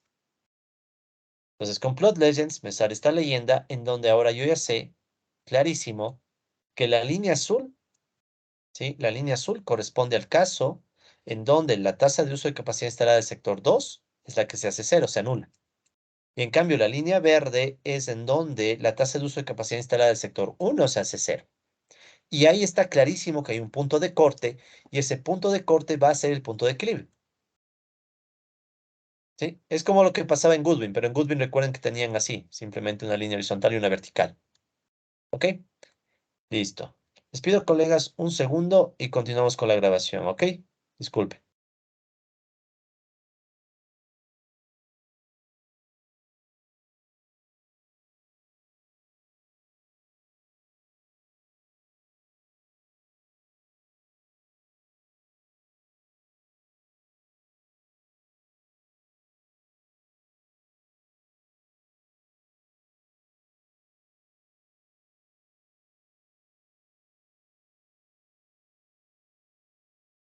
Listo. Disculpen ahí ese pequeño salto. Bueno, continuamos. Entonces, como les decía, ahora sí creo que ya tengo todo lo que necesito. Voy a cerrar mis otros archivos de matemática. Verán, esto es bien común, o al menos a mí me pasa bastante, colegas. Como a veces estoy entre un software y otro software, no me acuerdo de todos los comandos. Entonces yo usualmente busco comandos de otros programitas que hice por ahí, o de otros modelos, y los copio y pego en otro, ¿no? Entonces como que a veces uno ensambla así, ¿no? Al menos yo tengo esa costumbre, un poquito mala costumbre, pero bueno. Entonces ahí pueden ver, colegas, que tenemos este gráfico en donde tenemos las dos líneas nulas y el punto de corte va a ser el punto de equilibrio. Entonces ahora sí podemos juntar todo a ver cómo nos queda. Entonces nos quedaría gráfico 1A, gráfico 1B y gráfico 1C. Entonces juntando los tres gráficos, miren lo que nos queda. ¿Ya? Ya, el punto quedó bajo. Voy a ponerle al gráfico 1B después, en tercer lugar, ¿ya? Gráfico 1C. Eso, entonces ahí queda primerito el punto. Entonces ahí pueden ver que está completo, ¿no? ¿Sí? Al punto está clarísimo que ese es el punto de equilibrio, no hay dónde ir. Y las líneas nulas nos dicen la región en donde cada variable tiende a quedar constante. Y ahora podemos hacer una mejor interpretación de cuáles son las soluciones del modelo, pero está clarísimo ahora sí que este es un comportamiento estable. Pues miren lo interesante de esto, ¿no? Si yo parto de cualquier punto de esta gráfica, de este punto, por ejemplo, digamos este punto, ¿qué empieza a suceder? Empieza a caer la capacidad instalada, el uso de capacidad instalada en el sector uno, ¿sí? Y miren lo que pasa justo aquí. En este punto, ¿sí? En este punto es como que estoy totalmente vertical. En ese punto donde yo estoy totalmente vertical, no me muevo ni para no me muevo ni para la izquierda ni para la derecha. En ese punto de corte. Eso significa que en esta dirección, en ese momento, U2' es cero. ¿Por qué U2' es cero? U2 es la dirección horizontal. Si yo justo corto esta línea, mi movimiento horizontal se anula. Por eso es que ustedes pueden ver que tengo primero un movimiento horizontal en este sentido, pero luego llego aquí y cambia el movimiento horizontal en el otro sentido, ¿sí? Eso es lo interesante de las líneas nulas. Las líneas nulas nos dicen de forma gráfica y rápida cómo puede cambiar el sentido por ese hecho, ¿no? O sea, antes de llegar a la línea nula, mi movimiento horizontal es de una forma. O sea, si quieren aquí, U2' es positivo, por eso es que está creciendo en el sentido horizontal. Acá abajo, en cambio, U2' es negativo, por eso es que me estoy moviendo en el otro sentido. O sea, U2 cae. Y justo en ese punto, U2' es cero. Entonces, si quieren, las líneas nulas nos ayudan a entender cómo cambia la trayectoria de un sentido a otro, dependiendo de si la línea nula te afecta el movimiento horizontal o si la línea nula te afecta el movimiento vertical. Vamos a ver ahora la otra línea nula.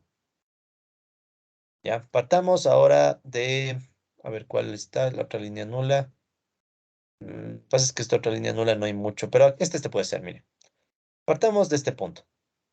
Está de aumentarle un poquito más la escala. Le voy a subir a 5, ¿ya? Disculpe. Voy a subirle a, porque está hasta 4. Voy a subirle a 5, ¿ya? Ahí creo que se va a poder ver mejor todo.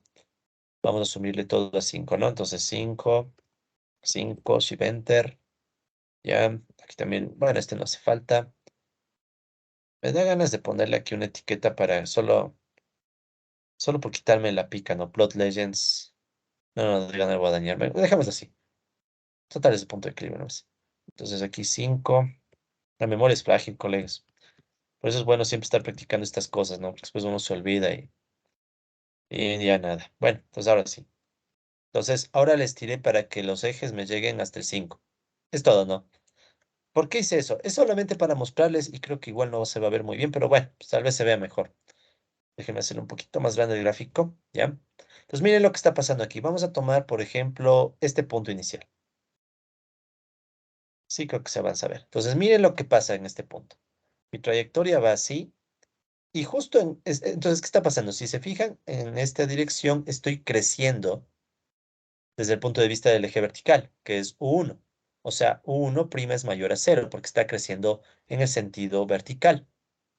Luego en ese punto, y justo ahí, esto se vuelve horizontal. ¿Eso qué significa? Que en ese punto, ¿sí? Ahí en ese punto más o menos, ¿sí? En ese punto, U1' es igual a cero. O sea, ni crece ni cae. O sea, en el sentido vertical, ni me muevo para arriba ni para abajo. Y luego de ese punto empiezo a caer. Si ven como aquí empiezo a caer, hasta llegar al equilibrio. Entonces, en esta otra región, ¿qué está pasando? Que U1' es menor a cero y por eso caigo. ¿Sí? Entonces, esa es la intuición. No necesitan, colegas, entender totalmente lo que estoy explicando. Eso también ya, yo ya lo sé porque ya he estudiado ecuaciones diferenciales más o menos, sistemas dinámicos y sigo estudiando, ¿no? O sea, lo sigo estudiando porque me parece que es una gran herramienta para entender la dinámica capitalista. Pero más allá de eso, colegas, para ustedes la herramienta gráfica es suficiente. Porque bueno, estas ya son las sutilezas. ¿Qué es lo importante? Que cualquier punto que yo parta, ahora sí, sin duda alguna, llego al equilibrio. ¿Sí? Eso es lo interesante. O sea, tenemos un punto de equilibrio estable de corto plazo en donde resulta ser que no importa por dónde yo empiece, al final termino siempre en ese punto. ¿Ya? Entonces, este es un resultado muy llamativo, ¿no? Es muy llamativo porque nos está diciendo en esencia que aquí la economía se va a equilibrar en sus usos de capacidades instaladas en ambos sectores, ¿no? Muy bien, entonces, ese es el resultado gráfico. Ya tenemos justificado que hay un punto de equilibrio estable, ¿no? Entonces, le voy a llamar, este que está con show, le voy a llamar gráfico uno. Bien. Pues ya salimos del apuro, colegas, ya tenemos el gráfico uno completo, ya lo voy a poner en las láminas, ¿sí? Ya no voy a volver a explicar esas láminas, ya lo que hemos dicho, solo lo voy a poner en láminas, así una o dos láminas rápidas, ¿no? Para que quede total constancia de que hemos hecho el análisis gráfico. Ahora, eh, este es el análisis gráfico. También se puede hacer un análisis matemático más profundo, ¿sí? Para eso se utilizan herramientas como las siguientes. Entonces, como análisis, si quisiéramos ser más rigurosos y meter matemáticas más profundas. Pero verán, de todas maneras, el análisis gráfico es muy poderoso, ¿no? O sea, yo les recomiendo que siempre hagan el análisis gráfico. Ustedes, sobre todo, colegas, que todavía muchos no tienen por qué haber estudiado estos temas más a fondo, el análisis gráfico es suficiente. ¿Ya? O sea, con que entiendan el análisis gráfico, lo que voy a decir ahorita de análisis matemático es opcional, totalmente, ¿no? De hecho, aquí mismo lo voy a poner como opcional. ¿Ya? Es totalmente opcional. Este sí es importante porque este nos ayuda a resolver cualquier modelo. Ahora verán. Disculpen que meta tantas ideas, pero solo imagínense que hubiera un modelo, ya no este, pensemos en otro modelo, donde hay dos variables X y Y, ahora sí cualquiera, ¿sí? Pueden ser dos variables económicas, lo que sea. Y supongamos que pasara esto, en vez de que fueran líneas, ya ven que esto puede ser cualquier función, aquí salieron líneas, pero puede haber funciones que estos sean curvas. Y si son curvas, podría pasar algo como esto, colegas. Miren, ¿Qué está pasando en este caso? Tenemos un punto de corte, dos puntos de corte, tres puntos de corte, ¿ya? Es decir, en modelos más complejos, donde ya no tenemos comportamientos lineales, sino comportamientos no lineales en el sistema de ecuaciones, puede llegar a suceder que tengamos modelos con equilibrios múltiples. Usualmente este tipo de equilibrios puede ser, por ejemplo, que el primer equilibrio sea estable, o sea, siempre termino atrapado por ese equilibrio, ¿sí? El segundo equilibrio sea inestable, puede ser. Y el tercer equilibrio vuelta a ser otra vez estable, ¿ya? Entonces esto puede ser muy interesante. Yo recuerdo siempre aquí le doy las gracias eternas a mi profesor Wilson Pérez. Él me enseñó, él fue el primer profesor que me enseñó estos temas ya hace algunos años y realmente me fascinó desde ese entonces y he seguido tratando de aprender esto medio rústicamente, pero cada vez estoy aprendiendo mejor, ¿no?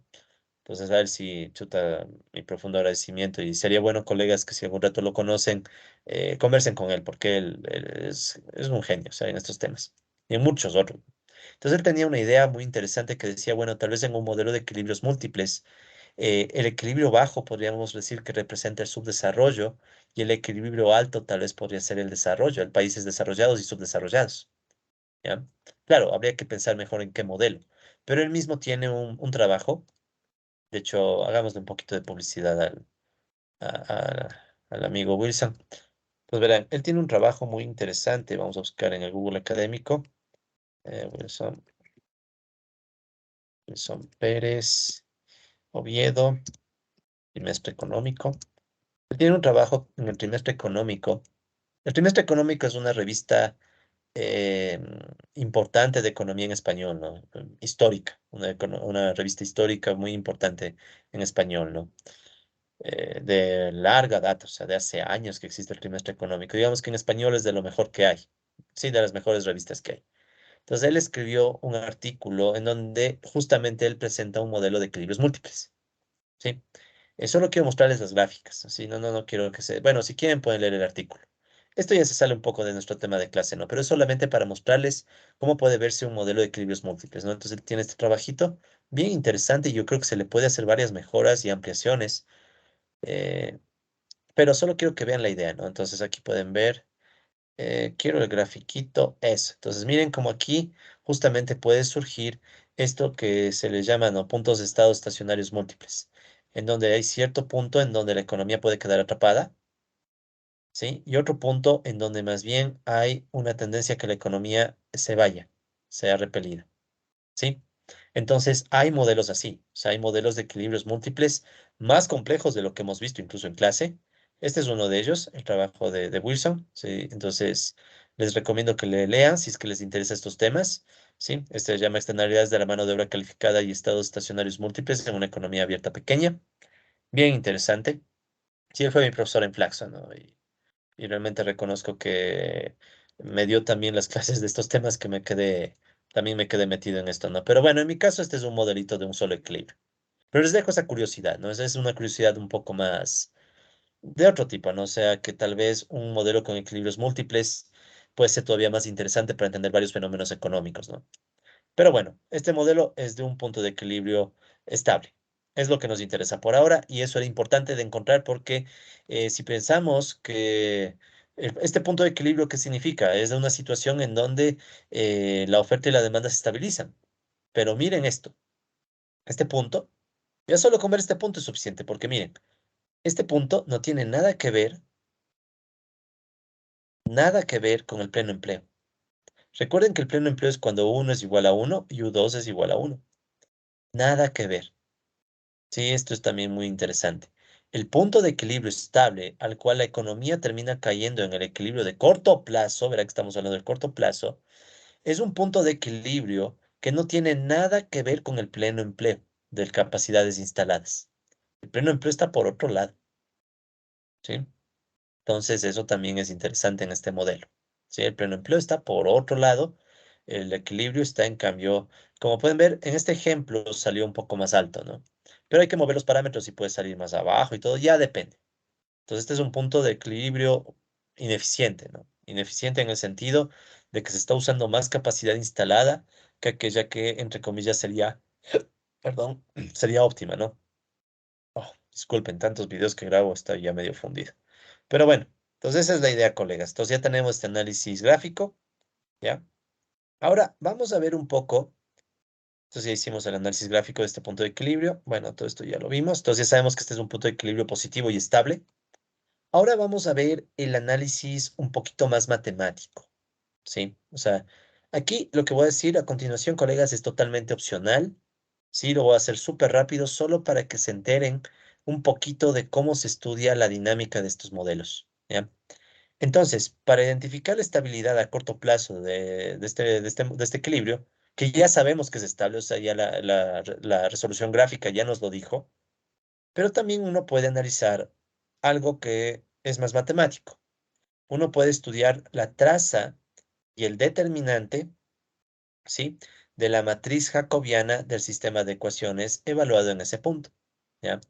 Entonces aquí para muchos aquí se habla en chino. Entonces verán, supongamos que tengo esto, o sea, digamos que tengo la U1' y la U2'.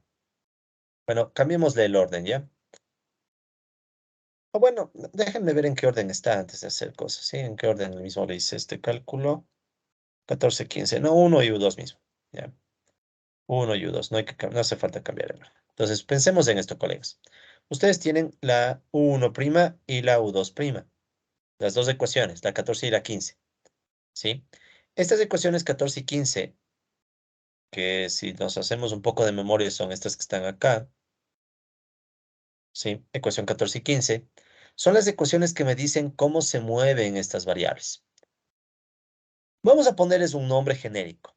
Esta le voy a llamar la función f, una función cualquiera f, que va a depender de varias constantes que no nos interesan y de las variables u1 y u2. ¿Sí? Entonces miren que esto es así, o sea, esto de aquí dentro, olvídanos del del u1'. Esta es una función f que depende de u1 y u2. Y lo mismo pasa aquí. Aquí le voy a poner otro nombre. Llamemos la función h. Sí, esta de aquí sería entonces esta de aquí es la función f. Y esta otra de acá vamos a llamarle la función h, que igualmente es una función que va a depender de u1 y u2. ¿Ya? Para simplificar la notación, para no estar escribiendo todito esto. Entonces, uno puede estudiar el comportamiento de los equilibrios de este sistema de ecuaciones por medio del análisis de algo que se conoce como la matriz jacobiana.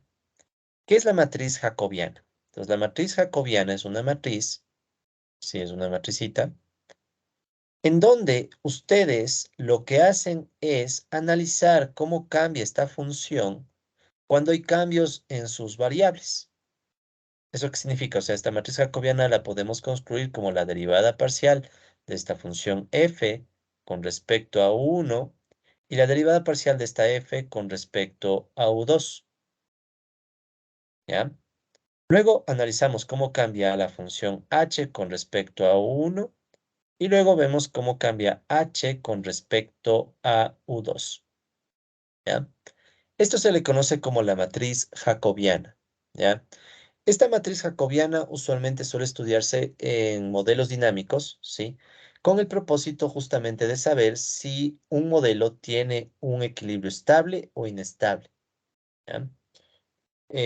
Ahora, esa matriz jacobiana, una vez que ustedes la calculan, luego tienen que evaluarla. ¿Qué significa evaluarla? O sea, reemplazar los valores respectivos por el punto de equilibrio que ustedes quieren analizar. Entonces, en este caso, tendríamos que reemplazar U1 por el U1 de equilibrio de corto plazo y U2 tocaría reemplazar por U2 de equilibrio de corto plazo. O sea, simplemente, ¿qué significa? Sacamos las derivadas y luego reemplazamos U1 y U2 por los valores de equilibrio, ¿ya? Entonces, una vez que uno saca esta matriz, uno puede sacar la traza y el determinante de esta matriz, ¿sí? La traza y el determinante de esta matriz para poder ver la estabilidad de un modelo. Ya, ¿cómo es eso de la estabilidad de la traza y el determinante, no? Recuerden ustedes que la traza no es más que la suma de la diagonal, ¿sí? La traza es la suma de la diagonal de una matriz. Ustedes tienen una matriz suman la diagonal y les va a dar la traza, ¿ya? En cambio, el determinante, en el caso, por ejemplo, de una matriz 2 por 2, ¿sí? Si ustedes recuerdan, digamos que tienen una matriz que es A, B, C y D, el determinante de esta matriz es igual a A por D menos B por C, ¿sí? Entonces, como es una matriz 2 por 2, no es problema. Entonces, de la teoría de sistemas dinámicos, se sabe, ¿sí? Se sabe. Esto lo pueden ustedes leer en cualquier libro de teoría de sistemas dinámicos, pero se sabe, ¿sí? Que si la traza es, a ver, si no me equivoco, si la traza es cero perdón, si la traza es negativa y el determinante es positivo, el modelo es estable, ¿sí? Si la traza es negativa y el determinante es positivo, si estoy bien, déjenme ver. Sí, aquí hay unas combinaciones de traza y determinante. Sí, sí estoy bien. Traza negativa, determinante positivo. Ya les voy a mostrar eso más luego, ¿ya? Pero bueno, permítanme que me lleve esto, ¿no? Para mostrarles lo que les dije hace un segundito. Denme un segundo, me llevo esto, ¿ya?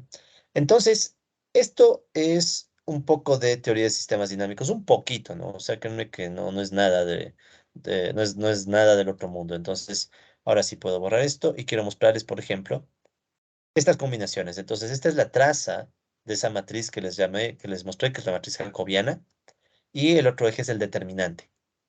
Entonces, si la traza es negativa, estamos en esta región, y si el determinante es positivo, estamos en este cuadrante. Estamos en este cuadrante. En este cuadrante, que están viendo, las soluciones son estables, de diferentes formas, ¿no? O sea, pueden ser espirales, pueden ser líneas, medias curvas, etcétera. Entonces, en esta región hay estabilidad. Por cierto, si se fijan que aquí hay un centro, el modelo de Goodwin es esto. Ese es Goodwin, ¿sí? En el modelo de Goodwin hay un centro. Eso pasa cuando la traza es cero y el determinante es positivo, ¿ya? Entonces, colegas, esto no necesitan saberse. Esto, repito, solamente es información extra que les cuento para que sepan que hay toda una teoría de sistemas dinámicos para entender mejor cómo se comportan las soluciones de estos modelos, ¿sí?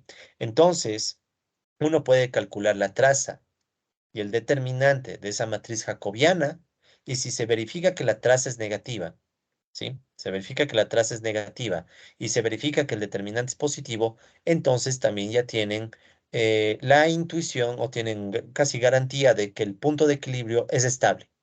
Al menos es estable para todas las regiones cercanas. Entonces, o sea, si están en este punto, esto de la traza y el determinante les permite saber que es estable, al menos en cierta región. Porque verán, hay modelos, yo me he topado con modelos que si ustedes están muy lejos, tal vez ya no se acercan al equilibrio. O sea, cada modelo, colegas, es un mundo. Entonces hay modelos que tal vez si están muy lejos no se acercan al equilibrio, pero si están cerca, ahí sí se acercan al equilibrio. Ahí sí tienen a ir al equilibrio. Por eso es que me gusta la solución gráfica, porque la solución gráfica da una imagen más completa. O se complementan, digamos. Uno puede ver esto y también puede ver la solución gráfica. Entonces, colegas, ¿por qué les hablo de estas cosas? Ya que tal vez para nuestro curso son demasiado avanzadas, tal vez. Tal vez algunos de ustedes ya sepan de estos temas, ¿no? Quienes están viendo este video fuera de la Universidad Central, tal vez ya conocen estas cuestiones. Pero para quienes vienen de la Universidad Central de mi curso de Economía Política, esto ya es más avanzado, pero les cuento por qué. Porque en matemática uno puede sacar la matriz jacobiana, la traza y el determinante súper rápido. ¿Sí? O sea, esa es la única razón por la que les quiero comentar esto. La matriz jacobiana se puede sacar con la misma función de derivada, solo que ahora sacamos la derivada del lado derecho de la ecuación 14, el lado derecho de la ecuación 15, con respecto a U1 y U2, usando esta cantidad de corchetes, y ya sale la matriz jacobiana. ¿Sí? O sea, en pocas palabras, incluso colegas, si ustedes todavía no saben teoría de sistemas dinámicos, ¿sí? No hace falta que la sepan a detalle, pues en estos comandos ustedes ya pueden sacar la matriz jacobiana, directo, ¿sí? Aquí ya está. Lo único que hay que tomar en cuenta es que esta es la matriz jacobiana. O sea, esta derivada que está aquí ya es la matriz jacobiana. Pero luego hay que reemplazar el punto de equilibrio. Entonces, si ven, aquí está ecuación 17 y 18, que son justamente el punto de equilibrio. O sea, ese puntito de ahí viene de las ecuaciones 17 y 18 y toca reemplazar, recuerden que ecuaciones 17 y 18 son igualdades. Toca reemplazar la igualdad por regla para que haga el reemplazo. y una simplificación. Entonces, si hacemos Shift Enter, tenemos la matriz jacobiana y si quieren ver la matriz, pueden decirle que les muestre la matriz jacobiana en forma matricial. Esta es la matriz jacobiana. O sea, esta es la matriz que me permite saber si el equilibrio que estamos estudiando es estable o inestable. ¿Ya? Y lo interesante, colegas, primero es eso, o sea, uno puede automatizar la matriz jacobiana. Si fueran tres ecuaciones, solo habría que poner una ecuación, otra ecuación y la otra variable, y listo. O sea, en matemáticas sacar la matriz jacobiana es sencillo, súper sencillo. Y después se le pide que evalúen el punto de equilibrio. ¿Ya? Eso uno. Y dos, sacar la traza y el determinante de esta matriz no es más que utilizar la función TR. En matemática la función TR es para traza y la función det es para determinante. Listo. Entonces sacamos la traza de la jacobiana y le pedimos que haga una simplificación total y ya nos da la ecuación de la traza. ¿Ya? Aquí la traza le llamé tau CP. ¿Ya? Tau CP. ¿Ya? Y lo mismo para el determinante. Hacemos Shift Enter y sale el determinante. ¿Sí? Y pedimos que simplifique. O sea, eso es lo chévere de matemática. Que incluso cosas que pueden ser muy avanzadas y a veces hacerlas a mano muy tediosas, en computadoras se pueden hacer mucho más fáciles y uno puede sacar resultados inmediatos. Entonces aquí yo ya puedo ver cuál es la traza y cuál es el determinante. Y por la teoría de sistemas dinámicos, que yo no necesito saberme a fondo, ¿ya? Bueno, yo sí algo he estudiado, pero todavía me falta mucho por aprender. Es un mundo este tema. Esto que les estoy mostrando no es ni la punta del iceberg de teoría de sistemas dinámicos. Pero yo ya sé que en este caso la traza debe ser negativa y el determinante positivo. ¿Cómo verifico eso? Eso se verifica, bueno, siendo sincero, ya se verifica un poco a mano, ¿no? O sea, uno empieza a ver las ecuaciones y dice cuándo esto es positivo y la traza es negativa. Y resulta ser, colegas, que para que este equilibrio sea estable se requiere que el determinante sea positivo y la traza negativa, lo que se logra con la misma condición 19 y con otra condición que es esta de acá, la 22. ¿Ya? ¿De dónde saqué la ecuación 19? Perdón, la 22. La ecuación 22 sale. O sea, ¿de dónde saqué esto? Esto lo saqué al momento que me puse a arreglar las trazas y el determinante. Entonces, cuando arreglé traza y determinante, me salió que apareció Z1. Recuerden que el Z1 aparece en el equilibrio. Entonces, para que sea positivo, Z1 tiene que ser positivo. Eso sale con la ecuación 19. Pero aparte me salió un Z2. Z2 es todo este término, ¿ya? Y para que la traza sea negativa, dado que Z1 tiene que ser positivo, la única opción es que Z2 sea negativo. Y para que Z2 sea negativo, fíjense que aquí el alfa, ¿dónde está el alfa? El alfa está de este lado. Entonces alfa, de nuevo, tiene que ser pequeño. O sea, si alfa es pequeño, va a hacer que todo este término sea menor que el de acá y surge un negativo. De hecho, si se fijan, esta desigualdad no es más que despejar alfa. Esto lo hice a mano, no les miento, esto hice a mano, ¿no? Ya, fue un poquito tortuoso el camino, pero ya lo logré, entonces salió. Entonces este alfa tiene que ser más pequeño, o sea, alfa menor. Ah, y el despeje, ¿no? O sea, es como que ustedes dicen, quiero que esto sea menor a cero, despejan y les da la ecuación 22. Entonces, colegas, para no traumarles más con esto, solamente decimos que si alfa es bien pequeño, tan pequeño como para cumplir las ecuaciones 19 y 22, tenemos equilibrio positivo y equilibrio estable. Listo. Entonces, esto es el resultado, el primer resultado importante del modelo, o sea que sí es posible encontrar un equilibrio positivo y estable. Solo hay que hacer que alfa sea lo suficientemente pequeño, como lo que vimos hace un rato, ¿no? En el gráfico. ¿Qué tocó hacer en el gráfico para que nos salga bien? Tocó hacer que el alfa sea pequeño, ¿sí? Entonces, si ustedes hacen el alfa todavía más pequeño, va a salir todavía más estable, ¿sí? O sea, alfa tiene que ser pequeño.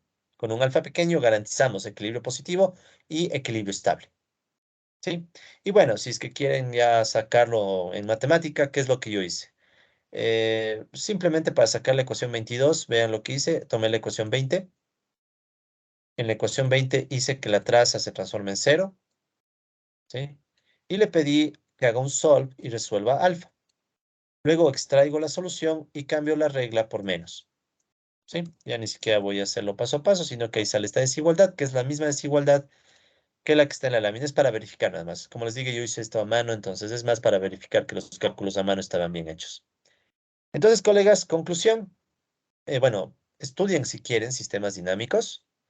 Pero si no quieren estudiar sistemas dinámicos, por ahora es suficiente con que entiendan la solución gráfica. Yo me conformo más con la solución gráfica antes que con la matemática. ¿Sí? O sea, esta solución gráfica es súper chévere porque sin tanta, o sea, aquí lo que hay que entender es que hay que graficar, ¿no? Pero si una vez que ustedes ya dominan esto, ¿sí? Resulta ser que es clarísimo, o sea, el equilibrio es estable y es positivo. ¿Bien? Este es en cambio para confirmar ya un poquito más formalmente, ¿no? Con un poco de teoría. Pero a la final, colegas, llegamos a la solución que queríamos. Bueno, esto es todo lo que acabo de explicar de la matriz jacobiana, pero llegamos a este gráfico, ¿sí? Y ya puedo quitarme de encima este gráfico y poner el gráfico que tenemos en las láminas, ¿no? Entonces, en resumen, colegas, en resumen, ya para ir terminando el video, si el parámetro de la función de inversión alfa, recuerden que este alfa venía de la función de inversión, o sea, ¿qué era la función de inversión? G igual GI, ¿no? Alfa más alfa por la RI más alfa por UI. Recuerden que estamos asumiendo que todas las alfas son iguales, ¿ya? Entonces, si este parámetro de la función de inversión alfa es lo suficientemente pequeño, el equilibrio de corto plazo, este punto que ya vimos incluso cómo sacarlo en matemática, toma valores positivos y es estable. Esto es muy similar a lo que saca DAT. No igual, muy similar. Sí, muy similar. Entonces, digamos que ya es un resultado importante del modelo. O sea, es posible encontrar una situación en donde tenemos un equilibrio positivo y estable y la única condición de verdad es que este alfa sea pequeño. Sí, es la única verdadera condición, nada más. ¿Sí? Entonces, en términos ya más prácticos, ¿no? Este equilibrio de corto plazo se representa en la figura 1. Sí, entonces aquí si pueden ver está un esquemita gráfico para indicar lo mismo, ¿no? O sea que las soluciones tienden a ir a este punto. Pero o sea, hay que ser honestos, ¿no? El matemática da una mejor gráfica, una gráfica más chévere, ¿no? O sea, una gráfica en donde está clarísimo, incluso se ve mejor, que no es tan sencilla la cosa, ¿no? O sea, uno se ve y se mueve de formas bien peculiares, ¿no? ¿Sí? Entonces, punto a favor del matemática. O sea, en vez de estar sacando trazos y determinantes, debí sacar la gráfica. Ya, no caí en cuenta de ese detalle. Pero bueno, colegas. El caso es que sea con la gráfica o sea con las demostraciones matemáticas, estamos de acuerdo que hay un punto estable de equilibrio. ¿Sí? Y ese punto surge en donde se cruza en la recta 1, que indica los valores de la ecuación 14 cuando el uso de capacidad instalada del sector 1 es constante. ¿Sí? Y la recta S2, donde se indica que los valores de ecuación 15 son los valores que toma la ecuación 15 cuando el uso de capacidad instalada del sector 2 es constante. O sea, las líneas nulas. Las líneas nulas. O sea, esta de aquí, recuerden que S1, ¿sí? S1 es la línea nula que representa el caso cuando U1' es cero. Y S2 es la línea nula que representa el caso cuando U2' es igual a cero. ¿Ya? Es lo que está diciendo acá. Entonces, en el cruce entre estas dos tenemos el punto de equilibrio, ¿sí? Y en cambio, las flechas indican la dinámica de las soluciones de corto plazo para cualquier valor inicial. ¿Sí? Para cualquier valor inicial, ustedes saben que, bueno, se moverá medio raro, pero al final terminas en el punto, ¿ya? Pero bueno, hay que reconocer que en matemática le gana todo esto, ¿no? Pero en todas formas, colegas, está clarísimo que el punto de equilibrio es estable. Sí, que es lo que nos interesaba demostrar. Hay un punto de equilibrio estable en el corto plazo donde la economía capitalista logra hacer que las capacidades instaladas ya no se muevan y en ese punto oferta es igual a demanda. Sí, o sea, en este punto todos los mercados logran que oferta sea igual a demanda, pero con la peculiaridad de que ese punto de equilibrio no tiene que coincidir, no tiene por qué coincidir con el punto de pleno empleo. Sí, eso lo vamos a poner aquí mismo. Si no me equivoco, ya, sí. Entonces vamos a poner esa conclusión que les acabo de decir, ¿no? Punto, entonces pongamos aquí, notar que el punto de equilibrio del cruce entre las rectas, con negrilla, no tiene por qué coincidir con el caso de pleno empleo de capacidades instaladas. Ok, entonces permítame bajarle un poquito la letra para que todo esté entre bien. Un poquito más tal vez, pongo. Lo voy a juntar acá. Ya disculpen ya, pero es para que entre todo ahí mismo. Listo. Entonces ahí está la idea, colegas. Bien, entonces, conclusión de la clase de hoy. Una clase un poquito movida porque tocó hacer código que no estaba planificado, colegas, pero ya le actualizó el matemática, ¿no? Para el programa para que ustedes puedan, ya tengan estos comandos, ¿no? Entonces ya le actualizo. Entonces, conclusiones, colegas, ¿qué es lo que hemos visto hoy día? El día de hoy hemos hecho el análisis del sistema de ecuaciones. Entonces, nosotros teníamos este sistema de ecuaciones inicial. ¿Qué hemos hecho con este sistema de ecuaciones? Hemos nosotros simplificado, hemos puesto algunas simplificaciones. Luego de simplificarlo, sacamos las ecuaciones diferenciales para la U1 y U2, o sea, para el uso de capacidad instalada de cada sector. Luego sacamos el punto de equilibrio. Recuerden que el punto de equilibrio sale cuando asumimos que no hay exceso de demanda, o sea, oferta igual a demanda en los dos mercados. Y luego de eso, analizamos la estabilidad y cuándo ese punto de equilibrio es positivo. ¿Sí? Eso lo hicimos en términos gráficos en el matemática. Ya voy a poner unas láminas explicando esto. ¿Sí? Pero ya lo hicimos, o sea, ya lo expliqué aquí paso por paso. Ya vieron ustedes mismos que lo hicimos. Lo hice con ustedes en definitiva, no lo hicimos iguales. Y también lo hicimos o lo demostramos en términos un poco más matemáticos y les hablé un poquito de la teoría de sistemas dinámicos, solamente con la idea de que cuando tenemos un sistema podemos sacar la matriz jacobiana, de ahí vemos si la traza es negativa y el determinante es positivo, tenemos resultado estable. Y a la final hemos llegado a la conclusión de que este modelo genera un equilibrio positivo y estable si el parámetro alfa de la función de inversión es lo suficientemente pequeño. ¿Sí? Entonces, y a la vez hemos concluido que ese punto de equilibrio no tiene por qué coincidir con el pleno empleo. ¿Sí? No tiene por qué coincidir con el pleno empleo. Eso entonces, colegas, para el día de hoy. En las próximas sesiones seguiremos analizando el modelo. ¿Qué nos queda por analizar? El largo plazo. ¿Sí? Nos queda por analizar el largo plazo. Entonces, como ven, es un modelo súper complejo, como les dije. Así que con paciencia traten de hacer lo que estamos haciendo ahorita, ¿no? Ya tienen los comandos, vayan haciéndolo con calma, pero no se frustren si al inicio no sale. Es un modelo más complejo. A mí mismo me costó mucho esfuerzo llegar a este modelo, colegas, así que vayan paso a paso, ¿ok? Eso entonces, colegas, les agradezco mucho por su paciencia y continuaremos en una próxima sesión. Gracias.